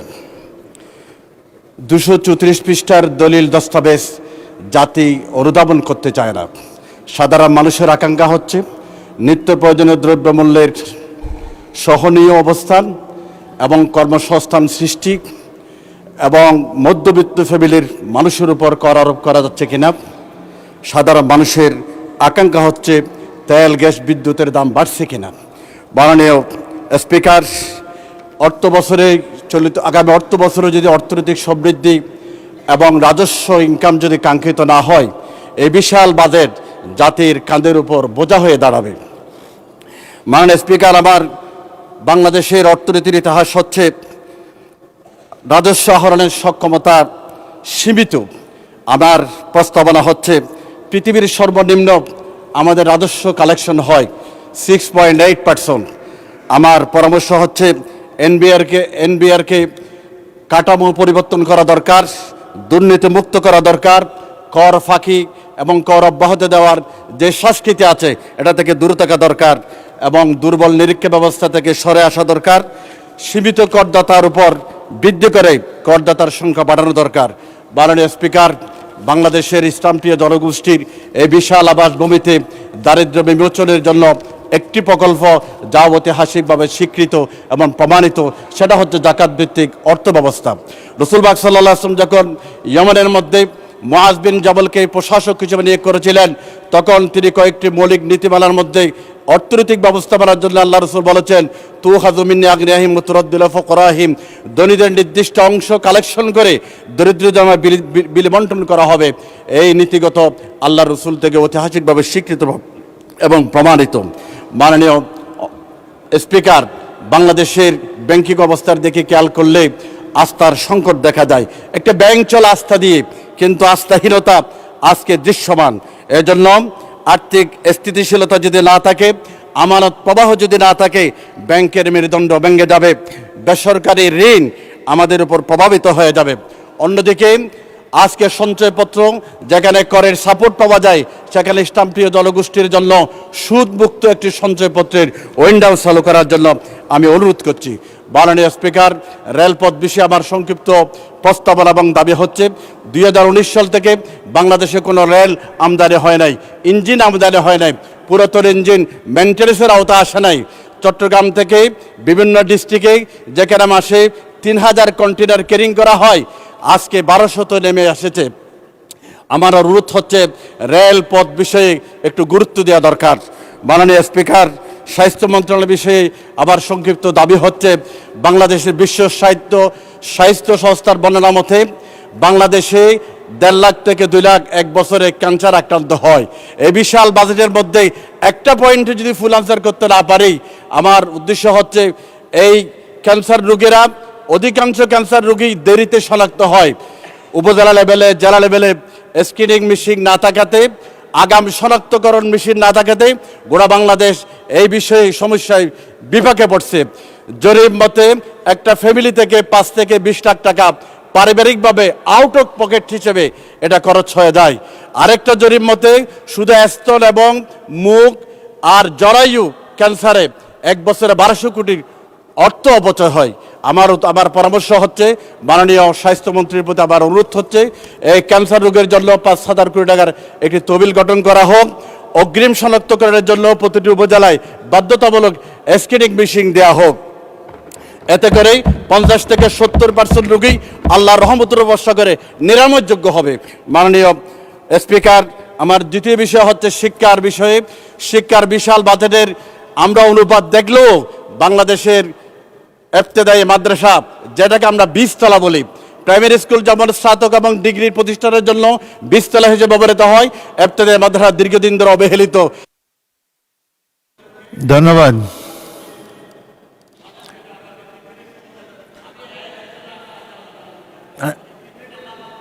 না, আপনার হুইপ 2 মিনিট দিয়েছে, আপনি 2 মিনিটে বক্তব্য শেষ করেন। মাননীয় স্পিকার, আপনাকে ধন্যবাদ। ইবতেদায়ী মাদ্রাসা সহ দেশের কওমি মাদ্রাসার উন্নয়ন এবং বিশেষ করে প্রতিটি জেলায় একটি মাদ্রাসা সরকারি করার জন্য অনুরোধ করছি। মাননীয় স্পিকার, স্থানীয় সরকার বিষয়ে আমার দাবি হচ্ছে, আমার প্রস্তাবনা হচ্ছে, স্থানীয় সরকারে গত অর্থ বছরের বরাদ্দ কম দেওয়া হয়েছে, অথচ গ্রামীণ শতকরা 60 জন মানুষ গ্রামে থাকে। গ্রামীণ অবস্থা, সারা যোগাযোগের অবস্থা ভালো নয়। আমার অনুরোধ, সাস্টেনেবল ডেভেলপমেন্টের জন্য, SDG LDG অর্জনের জন্য কার্পেটিং রোড কোনো দরকার নাই। উপকূলীয় এলাকায় বৃষ্টিমুখর সেই এলাকার মধ্যে ইউনি ব্লক এবং RCC ডালাইয়ের মাধ্যমে রাস্তা করা হলে 5 বছরের রাস্তায় হাত দিতে হবে না। মাননীয় স্পিকার, আমার আরেকটা বিষয় হচ্ছে, খাদ্য মন্ত্রণালয় আমার এলাকায় খাদ্যের গুদাম একটা রয়েছে, তা বাঁশখালীর একটি প্রান্তে, আলমারের সীমান্তে, আর একটা বাঁশখালীর মাঝখানে খাদ্য মন্ত্রণালয়ের একটি গুদাম স্থাপন করার জন্য অনুরোধ করছি। মাননীয় স্পিকার, কৃষি মন্ত্রণালয়ে আমার নির্বাচন এলাকা বাঁশখালীতে চট্টগ্রাম জেলার 30% খাদ্যের, আবার কৃষির, আবার সবজির চাহিদা মেটায়। সেখানে হিমাগার না থাকাতে, কোলেস্ট্রল না থাকাতে আমার কৃষকেরা বিপাকে পড়ছে। মাননীয় স্পিকার, মৎস্যজীবীদের বেলা একটি কথা হচ্ছে, আমার নির্বাচন এলাকায় 14,000 নিবন্ধিত জেলা আছে, অথচ সেখানে BGF পূর্বাসরে BGF পায় মাত্র 2,000-এর 2300 মানুষ 2300 নিবন্ধিত জেলায় BGF পায়। এই দুর্বিষহ এই বন্টনের আমি নিন্দা জানাচ্ছি। আমি অনুরোধ করছি, এই বাজেট যাতে বৃদ্ধি করা হয়। গভীর সমুদ্রে মৎস্য আহরণকারীরা সমুদ্র বিভাগে মারা গেলেই, ঘূর্ণিঝড়ে মারা গেলেই সেই পরিবার আর খোঁজখবর দেওয়া হয় না। আমার প্রস্তাবনা হচ্ছে, সে মৎস্য আহরণকারী সমুদ্রে যারা মারা যায় তাদের পুনর্বাসনের জন্য 5 লক্ষ টাকার আমি দাবি জানাচ্ছি, তাদের বরাদ্দ জানাচ্ছি। মাননীয় স্পিকার, আমাদের শিল্প হাতের বরাদ্দ অত্যন্ত সীমিত। বাংলাদেশের শিল্প হাতের এই বরাদ্দ দিয়ে বাংলাদেশের উন্নয়ন সম্ভব নয়। শিল্প হাতে বরাদ্দ বৃদ্ধির দাবি জানাচ্ছি। মাননীয় স্পিকার, আপনাকে ধন্যবাদ জানিয়ে পরবর্তী বক্তা মোহাম্মদ জয়নাল আবেদিন, ফেনী 2, আপনার সময় 6 মিনিট। মাননীয় স্পিকার, আপনাকে অসংখ্য ধন্যবাদ জানিয়ে আমি সালাম জানিয়ে আমি আমার বক্তব্য শুরু করছি। তবে জাতীয় সংসদের প্রথম বাজেট অধিবেশনে 2026-27 অর্থ বছরের বাজেটের আলোচনায় আমাকে বক্তব্য রাখার সুযোগ দেওয়ার জন্য আপনার কাছে আমি কৃতজ্ঞতা ঘোষণা করছি। মাননীয় স্পিকার, প্রস্তাবিত বাজেট আলোচনায় সর্বপ্রথম আমি শ্রদ্ধার সঙ্গে স্মরণ করছি মহান মুক্তিযুদ্ধের ও স্বাধীনতার ঘোষক, বহুদলীয় গণতন্ত্রের পুনঃপ্রবর্তক, বাংলাদেশের জাতীয়তাবাদী প্রবর্তক, স্বাধীনতা পরবর্তী দেশের অর্থনৈতিক সংস্কারক শহীদ প্রেসিডেন্ট জিয়াউর রহমান সাহেবকে। ওই সাথে আরও স্মরণ করছি স্বৈরাচার এরশাদ বিরোধী আন্দোলনে আপসীর নেত্রী, নারী শিক্ষার অগ্রদূত, 3বারের সফল সাবেক প্রধানমন্ত্রী, 18 কোটি মানুষের প্রিয় নেত্রী বেগম খালেদা জিয়াকে। মাননীয় স্পিকার, স্বাধীনতা ও মুক্তিযুদ্ধের ইতিহাসে সকল অবিসংবাদিত নেতার অবদানকেও আমি শ্রদ্ধার সাথে স্মরণ করছি। আমি শ্রদ্ধার সাথে স্মরণ করছি দীর্ঘ 17 বছর প্রিয় মাতৃভূমির উপর জগদ্দল পাথরের ন্যায় চেপে থাকা ফ্যাসিস্ট হাসিনা বিরোধী আন্দোলনে আহত নিহত মুক্তিযুদ্ধ সহযুদ্ধ সহ 1990-এর গণ আন্দোলন, 2024 সালে জুলাই আন্দোলনে স্বৈরাচার পেশিবাদী দ্বারা নিহত হাজার শহীদ ও আহত হাজার হাজার ভাই বোনকে। মাননীয় স্পিকার, আমি কৃতজ্ঞতা জানাই বাংলা জাতীয়তাবাদী দল বিএনপি চেয়ারম্যান, জাতীয় সংসদ নেতা ও মাননীয় প্রধানমন্ত্রী ক্যারিসমেটিক নেতা দেশনায়ক তারেক রহমান সাহেবকে আমার প্রাণপ্রিয় সংগঠন বিএনপি থেকে বীর মুক্তিযোদ্ধা হিসেবে আমাকে 4বার মনোনয়ন দেওয়ার জন্য উনি আমাকে দিয়েছেন। আমি আরও ধন্যবাদ কৃতজ্ঞতা জানাই আমার নির্বাচনী এলাকা ফেনী সদর উপজেলার সংগ্রামী জনগণকে, যারা আমাকে বিপুল ভোটে বারবার নির্বাচিত করেছেন। মাননীয় স্পিকার, প্রস্তাবিত বাজেটে সার্বিক কল্যাণ ও নির্বাচনী প্রতিশ্রুতি পূরণে এক অনন্য দলিল, যেমন প্রস্তাবিত বাজেটে নির্বাচনী ইশতেহারের পদ্ধতি প্রতিশ্রুতি সমূহ বাস্তবায়নের চিত্র অঙ্কিত হয়েছে এবং 2034 সালের মধ্যে $1 ট্রিলিয়ন অর্থনীতির উন্নতিকরণের লক্ষ্যে প্রবৃদ্ধি অর্জনের জন্য লক্ষ্য নিয়ে 2026-2027 অর্থ বছরে 9,38,000 কোটি টাকার বাজেট প্রস্তাব। এটি একটি বৃহৎ অর্থনৈতিক রূপরেখা বলে আমি মনে করি। মুদ্রাস্ফীতি নিয়ন্ত্রণ, সামষ্টিক অর্থনৈতিক স্থিতিশীলতা বজায় রাখার পদক্ষেপ গ্রহণ করা হয়েছে। এক্ষেত্রে ব্যয় সংকোচন, ঘাটতি হ্রাস, সামাজিক সুরক্ষার সম্প্রসারণ, উৎপাদন সরবরাহ বৃদ্ধি, করমুক্ত সীমা বৃদ্ধি, বৈদেশিক মুদ্রার রিজার্ভ শক্তিশালীকরণ ইত্যাদি পদক্ষেপ সরকারের সাহসী প্রয়াস বলে আমি মনে করি। মাননীয় স্পিকার, কল্যাণকর অর্থনৈতিক ভিত্তি স্থাপনে ফ্যামিলি কার্ড, কৃষক কার্ড ইত্যাদির মাধ্যমে সামাজিক নিরাপত্তা খাতে সম্প্রসারণের উদ্যোগ গ্রহণ করা হয়েছে। এই খাতে 1,46,338 কোটি টাকার বরাদ্দের প্রস্তাব দেশনায়ক তারেক রহমানের জনবান্ধব নীতির প্রতিফলন বলে আমি মনে করি। প্রয়োজনীয় দক্ষতা অর্জনে সহায়তা প্রদানের মাধ্যমে উদ্যোক্তা তৈরি ও দেশ বিদেশে কর্মসংস্থানের সৃষ্টির উদ্যোগ গ্রহণ করা হয়েছে। এই খাতে 2,878 কোটি টাকা বরাদ্দের প্রস্তাব করা হয়েছে। এই খাতে আমি আরও বরাদ্দ বৃদ্ধির প্রস্তাব করছি। মাননীয় স্পিকার, বাজেটে খেতাবপ্রাপ্ত মুক্তিযুদ্ধদের ভাতা বৃদ্ধি করা হয়েছে, যা প্রশংসার দাবি রাখে। সেই সাথে আমি খেতাববিহীন মুক্তিযোদ্ধাদের ভাতা বৃদ্ধিরও দাবি জানাচ্ছি, কারণ বহু মুক্তিযোদ্ধা আজকে অচল হয়ে গেছে, খেতে পাচ্ছে না, হাঁটাহাঁটি করতে পারতেছে না, যে কোনো মুহূর্তে মৃত্যুবরণ করবেন। এই জন্য ওদের সাহায্যের প্রয়োজন। প্রবাসী কল্যাণ, মাননীয় স্পিকার, প্রবাসীদের শ্রমে ঘমে অর্জিত রেমিটেন্স আমাদের জাতীয় অর্থনীতি বৈদেশিক লেনদেন গুরুত্বপূর্ণ লাইফ লাইন হিসেবে কাজ করছে।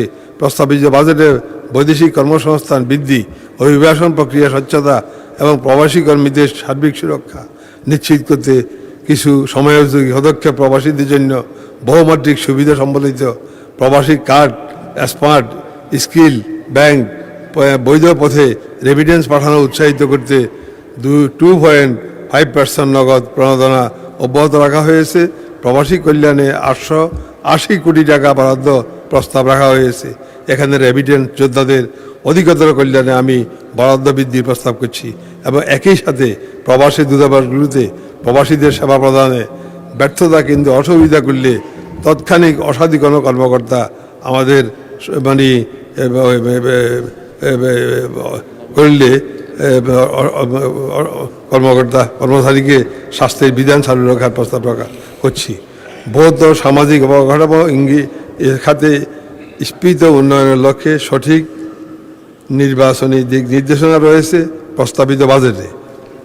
গবেষণা, উদ্ভাবন, বিজ্ঞানভিত্তিক আন্তর্জাতিক জ্ঞানসম্পন্ন শিক্ষার পরিবেশ ও উপকরণ নিশ্চিতকল্পে প্রস্তাবিত বাজেটে 1,36,606 কোটি টাকা বরাদ্দের প্রস্তাব প্রশংসার দাবি রাখে।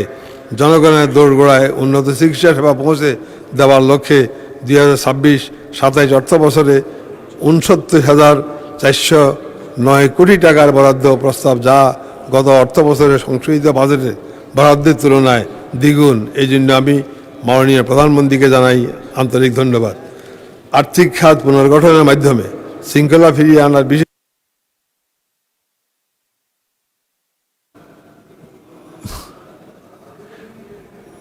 মাননীয় সদস্য আরো 2 মিনিটে শেষ করেন। আমাকে মুক্তিযোদ্ধা হিসাবে আমাকে সামান্য একটু সুযোগ দেন। 2 মিনিট। আমি 2 মিনিট না, আমাকে অন্তত 5টা মিনিট সময় দেন।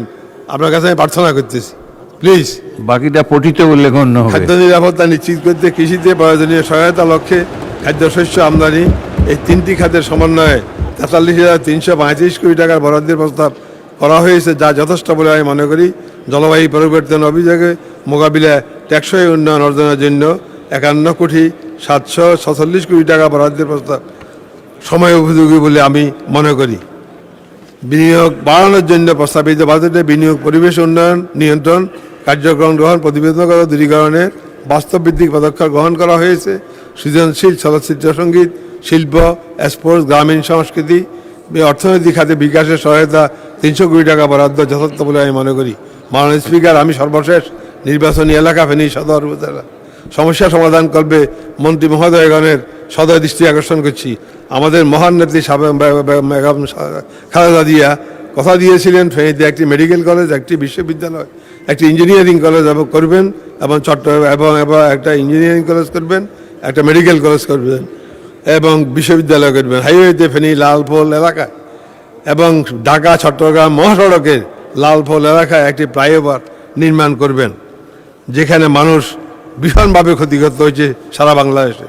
ওনার আকস্মিক মৃত্যুর কারণে বর্তমান সরকারকেই দেশের স্বার্থে উক্ত প্রতিষ্ঠানগুলি নির্মাণ উন্নয়নমূলক কাজের দায়িত্ব নিতে হবে। খেটে খাওয়া মানুষের কর্মসংস্থানের জন্য ফেনী দোস্ত মোহাম্মদ টেক্সটাইল মিল সহ বিসিক শিল্প এলাকার বহু শিল্প প্রতিষ্ঠান কলকারখানায় এই গুন্ডামির কারণে গত সরকারের বন্ধ হয়ে গেছে। আজকে মানুষ বেকার এবং দিশেহারা। সুতরাং এগুলো অবিলম্বে চালুর ব্যবস্থা করে এই মানুষকে বাঁচাবার ব্যবস্থা করুন। ইতিমধ্যে একটা খবর হলেও মাননীয় প্রধানমন্ত্রী ফেনী মুহুরী নদী খনন সংস্কার বাঁধ নির্মাণের মাধ্যমে মানুষকে রক্ষা করার বিশাল অঙ্কের একটা অর্থ বরাদ্দ দিয়ে যে দৃষ্টান্ত স্থাপন করেছে, দেশের মানুষ চিরদিন শ্রদ্ধার সাথে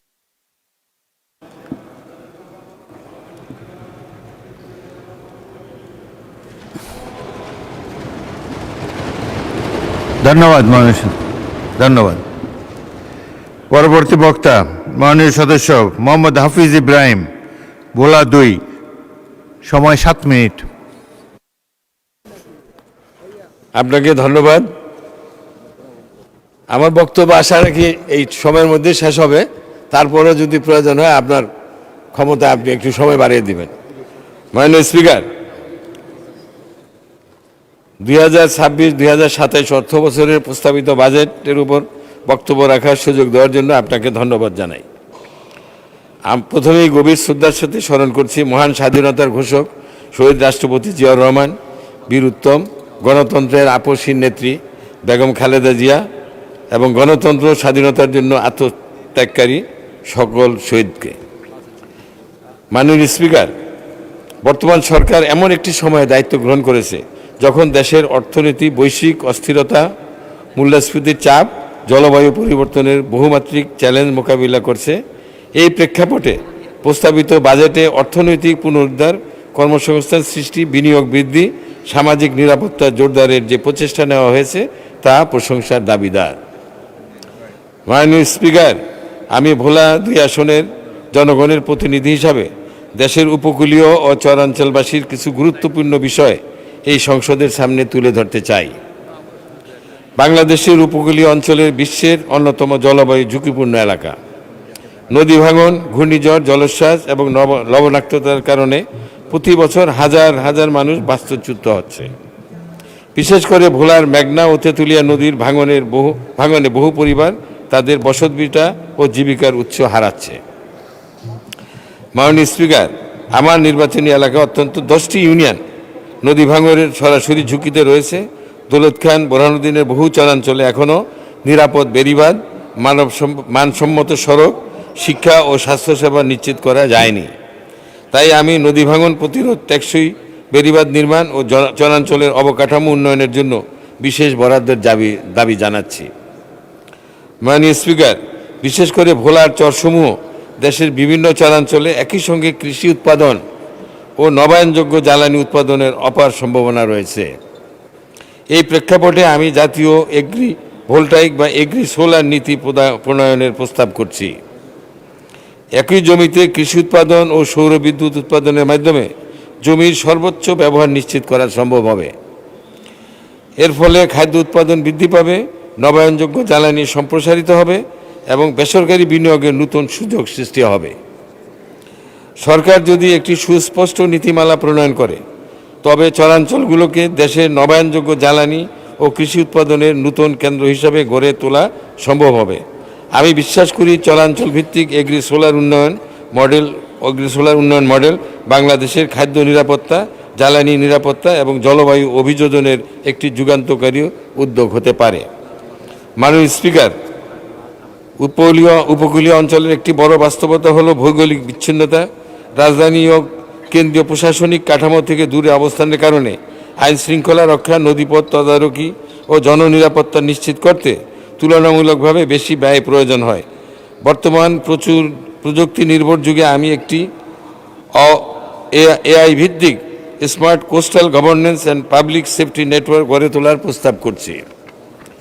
মাননীয় স্পিকার, বিশ্বের বিভিন্ন দেশে তাদের নদীর অববাহিকা ও বদ্বীপ অঞ্চলের জন্য পৃথক বাজেট বরাদ্দ দিয়ে থাকে। চীনের ইয়াংজি ও ইয়েলো রিভার বেসিন এবং ভিয়েতনামের মেকং ডেল্টা অঞ্চলের উন্নয়নে বিশেষ তহবিল রয়েছে।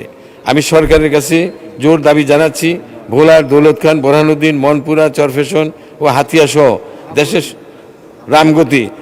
সহ দেশের সকল চরাঞ্চলের জন্য একটি পৃথক চরাঞ্চল উন্নয়ন তহবিল গঠন করা হোক। মাননীয় স্পিকার, জলবায়ু পরিবর্তন ও ব্লু ইকোনমি আগামী দিনের অর্থনীতির সবচেয়ে গুরুত্বপূর্ণ ক্ষেত্র। ভৌগোলিক অবস্থান, সামুদ্রিক সম্পদ ও জলবায়ুর বাস্তবতা বিবেচনায় ভোলায় একটি জলবায়ু পরিবর্তন ও ব্লু ইকোনমি বিশেষায়িত বিশ্ববিদ্যালয় প্রতিষ্ঠা করা হলে তা জাতীয় পর্যায়ে গবেষণা ও মানব সম্পদ উন্নয়নে গুরুত্বপূর্ণ ভূমিকা রাখবে। মাননীয় স্পিকার, ভোলা বাংলাদেশের অন্যতম গ্যাস সমৃদ্ধ অঞ্চল। এখানে নতুন গ্যাস ক্ষেত্র আবিষ্কার, গ্যাস ভিত্তিক শিল্পায়নের সম্ভাবনা রয়েছে। আমি বোরহানুদ্দিন এলাকায় একটি এলএনজি টার্মিনাল, 2টি বিদ্যুৎ কেন্দ্র স্থাপন এবং গ্যাস ভিত্তিক শিল্পাঞ্চল গড়ে তোলার দাবি জানাচ্ছি, যা জাতীয় জ্বালানি নিরাপত্তা ও কর্মসংস্থানে গুরুত্বপূর্ণ অবদান রাখবে। একই সঙ্গে 2005 সালে বেগম খালেদা জিয়া সরকারের গৃহীত তেঁতুলিয়া নদীর তীরবর্তী সার কারখানা প্রকল্প চালুর উদ্যোগ গ্রহণের অনুরোধ জানাচ্ছি। এজন্য নেভিগেশনাল ব্রিজও স্থাপন করে উদ্বোধন করেছিলেন মাননীয় প্রধানমন্ত্রী বেগম খালেদা জিয়া। মাননীয় স্পিকার, সেই উদ্বোধনে আপনি নিজেও উপস্থিত ছিলেন। মাননীয় স্পিকার, স্বাস্থ্যসেবা আমাদের মানুষের অন্যতম বড় সংকট। বোরহানুদ্দিন ও দৌলতখান উপজেলার 100 শয্যার হাসপাতালগুলিতে চিকিৎসক, জনবল ও প্রয়োজনীয় চিকিৎসা সরঞ্জামের ঘাটতি রয়েছে। আমি উভয় হাসপাতালে প্রয়োজনীয় চিকিৎসক নিয়োগ ও ওষুধ সরবরাহ বৃদ্ধির দাবি জানাচ্ছি। একই সঙ্গে প্রস্তাবিত ভোলা মেডিকেল কলেজটি বোরহানুদ্দিন লালমোহনের মধ্যবর্তী স্থানে স্থাপনের অনুরোধ জানাচ্ছি, যাতে জেলার অধিকাংশ মানুষ সরাসরি উপকৃত হতে পারে। ভোলা বরিশাল ব্রিজ, যা ভোলাবাসীর দাবি, যা মাননীয় প্রধানমন্ত্রী বরিশালের সমাবেশে গত 4/2/26 তারিখে বাস্তবায়নের জন্য কথা দিয়েছিলেন, তা আশু বাস্তবায়ন কামনা করছি। মাননীয় স্পিকার, আমাদের তরুণ প্রজন্মকে মাদক ও অপরাধমুক্ত থেকে দূরে রাখতে খেলাধুলার বিকল্প নাই। তাই ভোলা 2 আসনে একটি আধুনিক মাল্টিপারপাস স্টেডিয়াম নির্মাণের দাবি জানাচ্ছি। কৃষি উন্নয়নের স্বার্থে একটি আধুনিক হর্টিকালচার সেন্টারও স্থাপনের অনুরোধ করছি।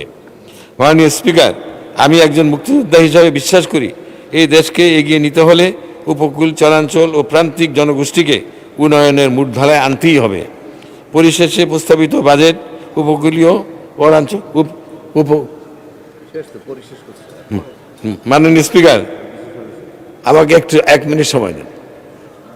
জি, 1 মিনিটে শেষ করেন। পরিশেষে প্রস্তাবিত বাজেটে উপকূলীয় চরাঞ্চল উন্নয়ন, জলবায়ু অভিযোজন, স্বাস্থ্য, শিক্ষা, কর্মসংস্থান খাতে অধিক গুরুত্ব দেওয়ার জন্য সরকারের প্রতি আহ্বান জানিয়ে পরিশেষে আপনার মাধ্যমে মাননীয় প্রধানমন্ত্রী ও অর্থমন্ত্রীকে জন আকাঙ্ক্ষা পূরণের বাজেট প্রদানের জন্য ধন্যবাদ জানিয়ে আমার বক্তব্য শেষ করছি। আল্লাহ হাফেজ। ধন্যবাদ মাননীয় সদস্য। পরবর্তী বক্তা নায়াব ইউসুফ আহমেদ ফরিদপুর 3, সময় 6 মিনিট।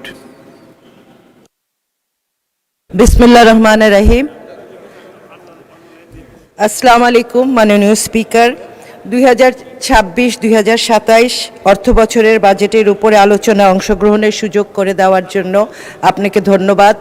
আমি প্রথমে ধন্যবাদ জানাচ্ছি আমাদের বিচক্ষণ অর্থমন্ত্রী এবং অর্থ প্রতিমন্ত্রী এবং এই বাজেটের সাথে সংশ্লিষ্ট অর্থ মন্ত্রণালয়ের কর্মকর্তা এবং কর্মচারীবৃন্দকে, এবং আমি ধন্যবাদ জানাই আমাদের মাননীয় প্রধানমন্ত্রীকে, যিনি বলেছিলেন আই হ্যাভ আ প্ল্যান।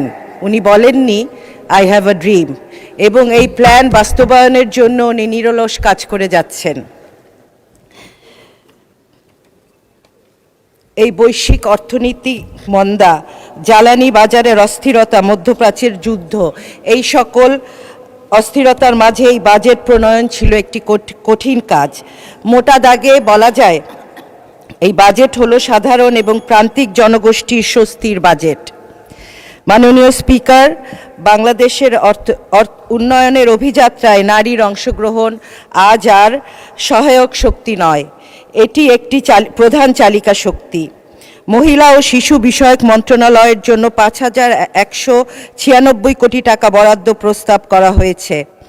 এর আওতায় 200টি উপজেলা নারী উদ্যোক্তা সৃষ্টি, দক্ষতা উন্নয়ন ও সমবায়ের মাধ্যমে প্রান্তিক জনগোষ্ঠীর আর্থিক অন্তর্ভুক্তির কর্মসূচি গ্রহণ করা হয়েছে। একই সাথে সহজ শর্তে ঋণ এবং উদ্যোক্তাদের ঋণের ব্যবস্থা সংস্কারের উদ্যোগ প্রশংসনীয়। ব্যক্তি নয়, পরিবারের উন্নয়নই মূল একক, এই প্রতিপাদ্য সামনে রেখে ফ্যামিলি কার্ডের যে কর্মসূচির মাধ্যমে বাংলাদেশের প্রকৃত দরিদ্র পরিবারগুলোকে চিহ্নিত করে তাদের খাদ্য নিরাপত্তা, শিক্ষা, স্বাস্থ্য এবং স্বাবলম্বীকরণের সুযোগ নিশ্চিত করা হবে। মাননীয় স্পিকার, আমাদের দেশের আনাচে কানাচে অনেক কুটির শিল্প, হস্তশিল্প আমরা দেখতে পাই, যেমন নারায়ণগঞ্জের শাড়ি, জামদানি শাড়ি, সিলেটের মণিপুরি শাড়ি, টাঙ্গাইলের তাঁত শাড়ি এবং নকশি কাঁথা এবং অন্যান্য কুটির শিল্প আমরা দেখতে পাই।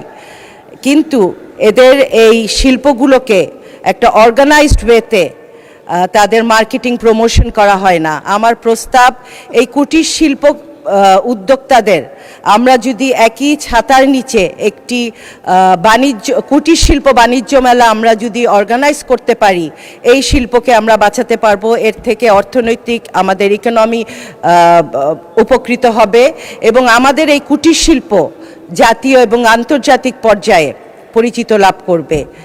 এই প্রস্তাবটা আমাদের শিল্প মন্ত্রণালয়ের আন্ডারে হতে পারে এবং আমাদের পাট শিল্প, পাট আমাদের সোনালী আঁশ বলে পরিচিত ছিল এবং ফরিদপুরে আমাদের সবচেয়ে বেশি পাট উৎপাদন হয়। 2025 সালে 2 লক্ষ টন পাট উৎপাদন হয়েছে সারা বাংলাদেশে, কিন্তু আমাদের দুঃখের বিষয় এই পাট জুট হিসাবে দেশের বাইরে রপ্তানি হয়ে যায়।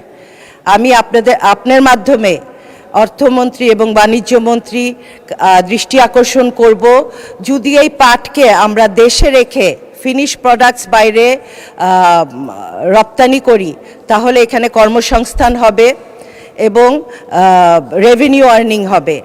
আমি আপনার কাছে এটার ব্যাপারে বিশেষ দৃষ্টি আকর্ষণ করছি। মাননীয় স্পিকার, পানি সম্পদ মন্ত্রণালয়ের জন্য 10,000 কোটি টাকা বরাদ্দ প্রস্তাব করা হয়েছে। আমাদের নদীগুলো, বিশেষ করে পদ্মা নদী ভাঙন একটি মহামারী রূপ ধারণ করেছে। নদী শাসন, স্থায়ী প্রতিরক্ষা বাঁধ নির্মাণ এবং ক্ষতিগ্রস্ত মানুষের পুনর্বাসনের জন্য প্রয়োজনীয় বিশেষ বরাদ্দ প্রদানের দাবি জানাচ্ছি। জাতীয় উন্নয়নের পাশাপাশি আমার নির্বাচনী এলাকা ফরিদপুর 3 সদরের জনগণের দীর্ঘদিনের কিছু প্রত্যাশা ও প্রয়োজনীয়তা বিশেষ এই বাজেটে আলোচনায় তুলে ধরতে চাই। ফরিদপুর মেডিকেল কলেজ হাসপাতাল, এই হাসপাতাল বিখ্যাত হলো 2 লক্ষ টাকার বালিশ এবং 14 লক্ষ টাকার পর্দার কাণ্ডের জন্য। আপনাদের কাছে আমি বলতে চাই, এই আওয়ামী লীগ সরকার গতানুগতিক উন্নয়নের নামে কি ভাওতাবাজি আমাদের দেশের মানুষের করেছে। অনেক সমস্যায় হাসপাতালে, আমি স্বাস্থ্যমন্ত্রী, আপনার মাধ্যমে স্বাস্থ্যমন্ত্রীর দৃষ্টি আকর্ষণ করতে চাই, এবং হাসপাতালের সংস্কার এবং উন্নয়নের স্বাস্থ্যের ৬৯,৪০৯ কোটি টাকার বরাদ্দের থেকে আমাদের সদয় বরাদ্দ নিশ্চিত করতে অনুরোধ করছি। শিক্ষা খাতে সবচেয়ে বৃহৎ বরাদ্দ এবার ১,৩৬,৬০৬ কোটি টাকা। ফরিদপুরের শিক্ষা প্রতিষ্ঠানগুলোর উন্নয়নের সাথে সাথে একটি পাবলিক বিশ্ববিদ্যালয় স্থাপনের বৃহত্তর ফরিদপুরবাসীর মানুষের প্রাণের দাবি। এবং আমাদের স্কুলগুলো সঠিকভাবে চালানোর জন্য আমি মনে করি টিচার্স ট্রেনিং খুবই প্রয়োজন। আরেকটি কনসেপ্ট যেটা যদিও নতুন নয়, এটি ইন্টারেস্টিং একটি কনসেপ্ট, আমি গণশিক্ষা প্রতিমন্ত্রীর দৃষ্টি আকর্ষণ করতে চাই আপনার মাধ্যমে। মাননীয় সদস্য, সময় তো শেষ, আরেক মিনিট বলবেন, যে 1 মিনিটে শেষ করেন। একটি বয়স্কদের জন্য বৈকালিক স্কুলের ব্যবস্থা যদি আমরা করতে পারি, তাহলে যে আমাদের জনগোষ্ঠী শিক্ষার আলো পায়নি, তারা কিছুটা তাদের নিরক্ষরতা দূর হবে, এবং এর মাধ্যমে তারা বুদ্ধি করে তারা বুঝতে পারবে কোথায় ভোট দিতে হয়, কেউ তাদের বিভ্রান্ত করতে পারবে না। এই গ্রামের জনগোষ্ঠীর নিরক্ষরতা দূরীকরণের জন্য এই বৈকালিক স্কুলের আমি একটা অনুরোধ করছি। এবং পরিশেষে বলবো, আমি দৃঢ়ভাবে বিশ্বাস করি 2026-27 অর্থ বছরের বাজেটের সফল বাস্তবায়ন একটি উৎপাদনমুখী, বিনিয়োগ বান্ধব এবং কর্মসংস্থান নির্ভর আত্মনির্ভরশীল বাংলাদেশ গঠনে গুরুত্বপূর্ণ ভূমিকা পালন করবে, গুরুত্বপূর্ণ ভূমিকা রাখবে। এই প্রত্যাশা ব্যক্ত করে 2026-27 অর্থ বছরের প্রস্তাবিত বাজেটের প্রতি আমার পূর্ণ সমর্থন জ্ঞাপন করছি। ধন্যবাদ। ধন্যবাদ মাননীয় সদস্য। পরবর্তী বক্তা মোহাম্মদ শফিকুল ইসলাম, পটুয়াখালী 2। আপনার সময় 12 মিনিট, 12 মিনিটে অনুগ্রহ করে শেষ করবেন। মাননীয় স্পিকার, আপনাকে ধন্যবাদ। আজকে প্রথমেই আমি অত্যন্ত দুঃখ ভারাক্রান্ত হৃদয়ে আমাদের ভেনেজুয়েলায় যে জোড়া ভূমিকম্পে প্রায় লক্ষাধিক মানুষের প্রাণহানির কথা শোনা যাচ্ছে, তাদের প্রতি সমবেদনা জ্ঞাপন করছি। এবং সেখানে আমাদের বাংলাদেশের কোনো ভাই বোন থাকলে সে ব্যাপারে রাষ্ট্রের পক্ষ থেকে করণীয় নির্ধারণে ভূমিকা পালনের জন্য আহ্বান জানাচ্ছি। মাননীয় স্পিকার, আজকের এই বাজেটের ব্যাপারে আমি শুরুতেই দুটি কথা একটু বলে নিতে চাই। বাজেটে আমরা শুনে আসছি এটি একটি স্বপ্নের বাজেট, স্বপ্নের পরিমাণ বেশি, কিন্তু বাজেটে বাস্তবায়নের বরাদ্দ কম।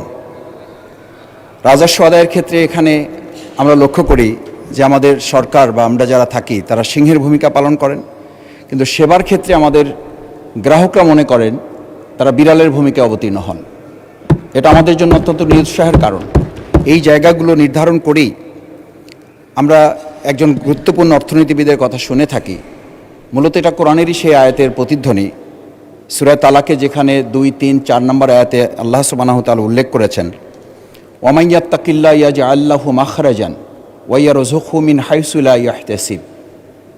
যদি সমাজ এবং রাষ্ট্র পরিচালনায় একদল সৎ, দক্ষ, ক্ষোধাভীরু মানুষ থাকে যারা আল্লাহকে ভয় করবে, সুশাসন কায়েম করবে, তাহলে আল্লাহ তাআলা ওয়া ইয়ারযুকহু মিন হাইসু লা ইয়াহতাসিব, এমন জায়গা থেকে রিজিকের ব্যবস্থা করবে না। রিজিক বলতে শুধু খাবার নয়, রিজিক বলতে মানুষের সামগ্রিক ব্যবস্থাপনাকেই সমস্ত মুফাসসিরগণ উল্লেখ করে থাকেন।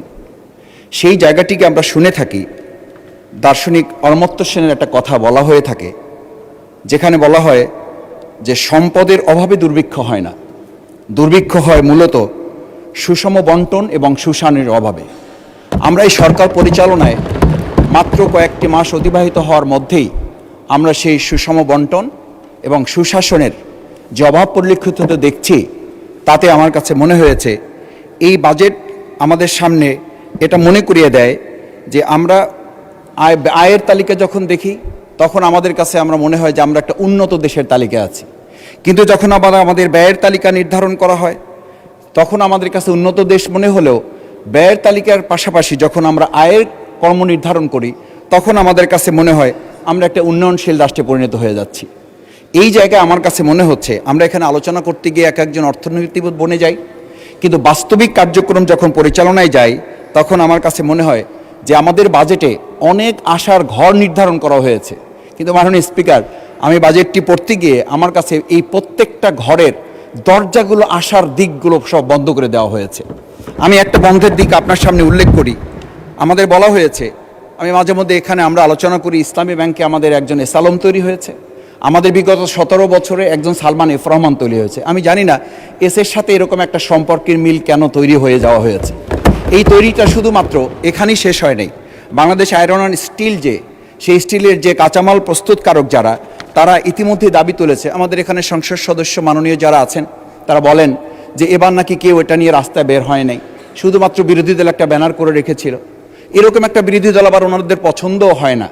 আমি একটু স্পষ্ট করেই বলি, এই বিরোধী দল পছন্দ না হওয়ার কারণ আছে, কারণ আমরা শুরুতেই বাজেটের স্বপ্নের মধ্যে না, আমরা বাজেট বাস্তবায়ন প্রক্রিয়ায় নিজেদেরকে অংশগ্রহণ করিয়ে মাননীয় বিরোধী দলীয় নেতা আগাম বলে রেখেছিলেন, আমরা সরকারের দায়িত্ব পাই, দেশ পরিচালনা পাই না পাই, যে অবস্থাতেই আমরা থাকি, জনগণ যেখানে রাখুক, আমরা সরকারি কোনো সুযোগ সুবিধা, গাড়ি এবং প্লট আমরা গ্রহণ করব না।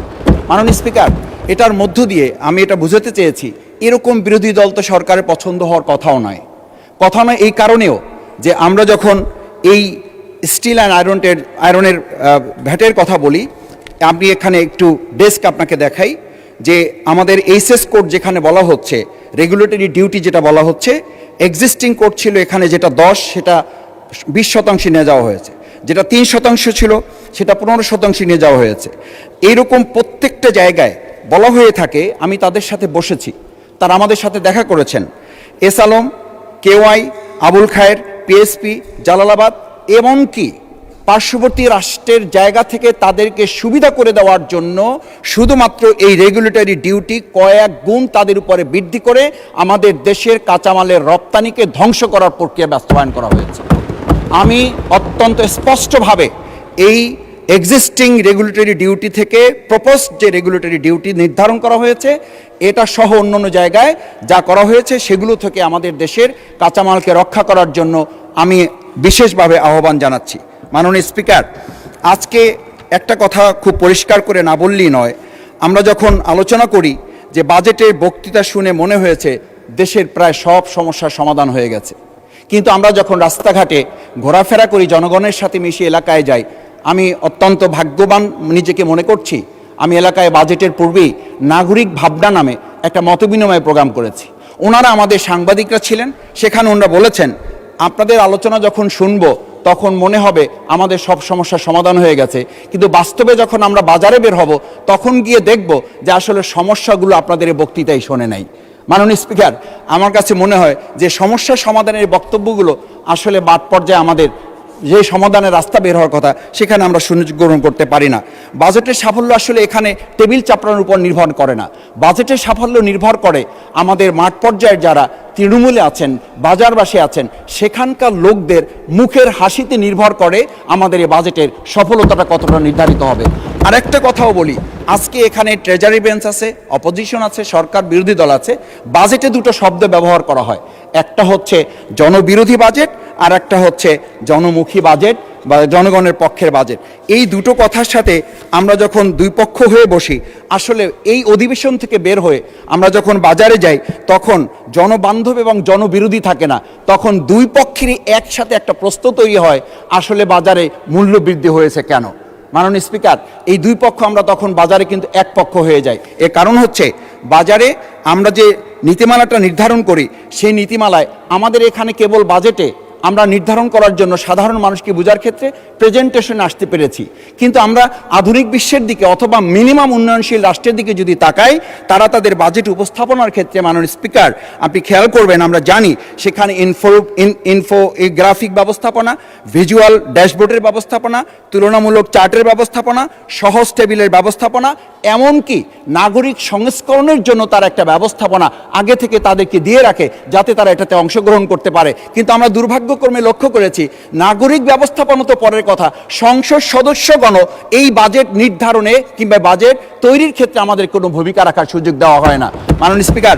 সুতরাং আমি আপনার কাছে মাধ্যমে দুটো বিষয় উল্লেখ করতে চাই। একটি হচ্ছে, আজকে আমরা লক্ষ্য করি স্বাস্থ্য ব্যবস্থাপনায় আমাদের বাজেটের কিছুটা বরাদ্দ দেওয়া হয়েছে, শিক্ষায় করা হয়েছে। আমি ধন্যবাদ জানাতে চাই যে মাননীয় বিরোধী দলীয় নেতা আমাদের রাষ্ট্রপতির ভাষণে দুটো বিষয় উল্লেখ করেছিলেন। মাননীয় সংসদ দলের নেতা এই দুটো বিষয়কেই বলেছিলেন অগ্রাধিকার ভিত্তিতে দেওয়া হবে। দেওয়া হয়েছে ঠিকই, কিন্তু আমি একই সাথে লক্ষ্য করছি যে স্বাস্থ্যসেবায় যতটুকু না বরাদ্দ দেওয়া হয়েছে, ঠিক মানবিক একটি হাসপাতাল যেখানে 700টা বেডের মধ্যে 180টা বেডকে ফ্রি করে রাখা হয়েছে, যেখানে গড়ে প্রতিদিন 23 জন নর্মাল ডেলিভারির ব্যবস্থা করা হয়, যেখানে প্রায় অসংখ্য হাজার মানুষকে প্রতিদিন বিনামূল্যে তাদের রোগী এবং অ্যাটেন্ডেন্টকে খাবারের ব্যবস্থা করে দেওয়া হয়। এরকম একটা হাসপাতালকে শুধু 6 জন শিশু মারা যাওয়াটা নিঃসন্দেহে দুর্ভাগ্যজনক, তার লাইসেন্স বাতিল করে দেওয়া হলো। মাননীয় স্পিকার, আমি জানতে চাই, তাহলে 300 শিশু হামে মারা গেল, তাহলে আমাদের স্বাস্থ্যমন্ত্রী পদত্যাগের চিন্তা করেছেন কিনা? আমরা স্পষ্ট করি এটা কারণে একটা মানবিক হাসপাতাল, সেখানে এখন প্রায় 1000 খানেক ছাত্র আছে।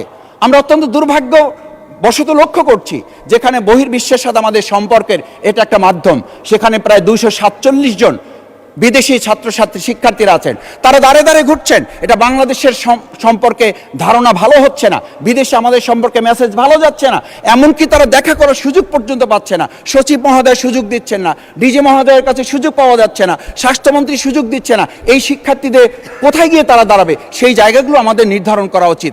আমরা শিক্ষার ব্যাপারে বলেছি, শিক্ষা আমরা অগ্রাধিকার নির্ধারণ করেছি। কি নির্ধারণ করেছি?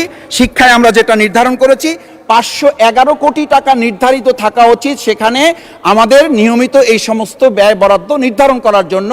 কিন্তু আমরা লক্ষ্য করছি এই সরকারের কাছে এখন সেখানে মাত্র 86 কোটি টাকা থাকার কারণে তারা নিয়মিত বেতন পর্যন্ত পরিশোধ করার সুযোগ পাচ্ছেন না। তাহলে আমরা অগ্রাধিকার ভিত্তিতে এগিয়ে যাচ্ছি নাকি আমরা চিংড়ি মাছের মতো লাভ দিচ্ছি কিন্তু পিছনের দিকে যাচ্ছি মাননীয় স্পিকার? সেটা আমাদেরকে ভাবতে হবে। সেই জায়গাটা আমরা শিক্ষামন্ত্রী মহোদয়ের দৃষ্টি আকর্ষণ করি, উনি নাই। উনি বলেছিলেন আমরা মাননীয় প্রধানমন্ত্রীর কাছে 5% কথা বলেছি, 5% কথা বলেছি। উনি আমাদেরকে 3% আশ্বস্ত করেছেন, আমরা এইবার হয়তো 2% পাবো। এই যে আমরা কচ্ছপ গতিতে আগানোর প্রক্রিয়া, এই প্রক্রিয়াটা আসলে বাস্তবে আমরা কতখানি এটা নির্ধারণ করতে সক্ষম হব মাননীয় স্পিকার। মাননীয় স্পিকার, আরেকটি বিষয় আমি আপনার সামনে স্পষ্ট করে একটু উল্লেখ করতে চাই। আমাদের এই যে বর্তমান বাজেট ব্যবস্থাপনায় আমরা যেটা রেখেছি যে আমাদের এমপিভুক্ত 2 লাখ শিক্ষক, এই এমপিভুক্ত শিক্ষকদের ব্যাপারে শুনেছি মে মাসের বেতন এখন পর্যন্ত তাদেরকে দেওয়া যায় নাই। আমরা সুখবরের কথা শুনি, কিন্তু সুখবর তো ইতিমধ্যে তাদের পরিবার পরিচালনা সহ তাদের জীবন তো প্রায় অতিষ্ঠ অবস্থা, শুধু না জীবন তাদের মুমূর্ষ অবস্থায় পৌঁছে গেছে। একটা পরিবার তার মায়ের চিকিৎসা করতে পারছে না, তার সন্তানদের ভরণ পোষণের ব্যবস্থা তারা গ্রহণ করতে পারছে না। সেই জায়গাগুলো আমার বোধহয় আমাদের বাজেটে যেভাবে আলোচনা হওয়ার কথা ছিল সেই আলোচনাটা আমরা নিতে পারি নাই। মাননীয় স্পিকার, আমি এবার আমার দক্ষিণ অঞ্চলের কয়েকটা বিষয় আপনার মাধ্যমে উপস্থাপন করতে চাই। আমাদের বাজেটে যেটা একেবারেই গ্যাপ হয়েছে বলে মনে হয়েছে, আমরা বিগত সরকারের সময় শুনেছি আমাদের পদ্মা সেতু হয়েছে, হোক 15,000 কোটি টাকার সেতু আমাদের অন্তত 45,000 কোটিতে হয়েছে, এরকম আর দুর্ভাগ্যজনক পরিস্থিতি। আবার বড় যে প্রকল্পের কথা আমরা বলবো, আমরা তো সেই মানে সিঁদুরে ভয় পাওয়া মানুষ, আমরা তো এইসব ভয় পাই যে বড় বড় মেগা প্রজেক্ট হবে, বড় বড় মেগা দুর্নীতি হবে। সেই জায়গাটা থেকে আজকে আমি বলবো যে আমাদের 6 লেনের যে মহাসড়কের এই পদ্মা সেতুকে যদি বাস্তবায়ন করতে হয়, এটা যদি আমাদের অর্থবহ করতে হয়, এই অর্থবহ জন্য আমাদের পটুয়াখালী পর্যন্ত, আমরা কক্সবাজারের কথা জানি। আমি এই সুযোগে মাননীয় সংসদ সদস্যবৃন্দকে আমাদের কুয়াকাটা আমন্ত্রণ জানিয়ে রাখলাম। মাননীয় স্পিকার, আসবেন, দেখবেন যে আমাদের আজকে গাড়ির চাপ ভাঙা পার হওয়ার পর, ভাঙা পর্যন্ত মনে হয় আমরা মালয়েশিয়ায় আছি, ভাঙা পর্যন্ত মনে হয় আমরা সিঙ্গাপুরে আছি, সিঙ্গাপুর পার হওয়ার পরেই মনে হয় আমরা এখন আমাদের গ্রামের সবচেয়ে অজপরগায়ের একটা রাস্তা। ধন্যবাদ মাননীয় সদস্য। আজান পড়ে গিয়েছে, আচ্ছা 2 মিনিটে শেষ করেন, আজান দিয়ে দিয়েছে, 2 মিনিটে প্লিজ। সেই জায়গায় আমি মনে করি যে আমাদের এই 6 লেনের রাস্তা নির্ধারণ হওয়া, ট্রেন সংযোগ হওয়া এবং আমাদের কুয়াকাটা পর্যটন কেন্দ্র খাতকে যদি অর্থবহ করতে হয় সেই জায়গাটি আমাদের নির্ধারণ করে নেওয়া। মাননীয় স্পিকার, আমাদের এই বাজেটের মধ্যে আমরা যদি একটি জিনিস লক্ষ্য করি তা হচ্ছে আমাদের এই পর্যটন খাতের পাশাপাশি আমাদের পায়রা পোর্ট অত্যন্ত আর্থিক ব্যবস্থাপনার জায়গায় গুরুত্বপূর্ণ একটি খাত। সেই খাতটিকে আমদানি এবং রপ্তানি জায়গা যদি এটাকে আমরা নির্ধারণ করে নিয়ে আসতে পারতাম, সেই জায়গাটা আমরা করতে পারি নাই। আমাদের সবচেয়ে গুরুত্বপূর্ণ, আমরা অনেকেই বলি যে নদী পথে আমাদের লঞ্চে যাওয়া আসা, এটা শুধু একটা যাওয়া আসা না, it's a mental reflection, it's a mental refreshment. এই রিফ্রেশমেন্টের জায়গাটা এখন নদীর লঞ্চ মালিকদের মাথায় হাতের মতো অবস্থা। আপনি নিশ্চয়ই জানবেন, আপনি ভোলার আমাদের সমস্ত বিষয়ে আপনার নলেজে আছে। সেখানে লঞ্চে যখন ওঠা হয় তখন লোকেরা বলে আমাদের মরতে বসা ছাড়া আর কোনো উপায় নাই। একই সাথে নদীর নাব্যতা নেই, একই সাথে নিয়মিত ড্রেজিংয়ের কোনো ব্যবস্থা নাই। এই খাতে আমি খোঁজাখুঁজির চেষ্টা করেছি, আমার চোখে পড়ে নাই আমরা কোনো বাজেট রাখতে পারছি না।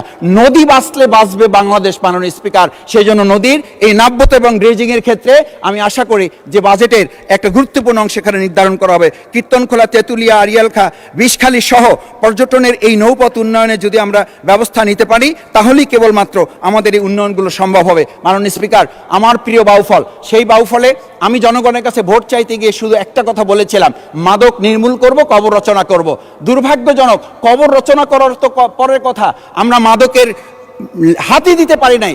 বরং বলা হয়ে থাকে প্রশাসনে, সেই পুলিশ অফিসারদেরকে পর্যন্ত ট্রান্সফার করা হচ্ছে যে তারা যারা শুধু এতটুকু বলেছেন যে ধরতে লাগে 7 দিন, তাদেরকে গ্রেপ্তার করে জেলখানায় পাঠানোর পর বের হয়ে আসতে লাগে 3 দিন। এই প্রক্রিয়াটুকু যারা জড়িত তাদের ব্যাপারেও আমাদের এই বাজেটের মধ্যে আলোচনা করে পদক্ষেপ গ্রহণ করতে হবে। মাননীয় স্পিকার, আমি সবশেষ অনুরোধ করব, আমার নদী ভাঙ্গন রোধে ব্যবস্থাপনা সহ নদী ভাঙ্গন রোধ প্রকল্পে। ধন্যবাদ মাননীয় সদস্য। মাননীয় সদস্যবৃন্দ, সংসদের বৈঠক আজ বিকাল 3:30 ঘটিকা পর্যন্ত, 3:30 পর্যন্ত বিরতি দেওয়া হলো। আপনাদের সহযোগিতার জন্য ধন্যবাদ।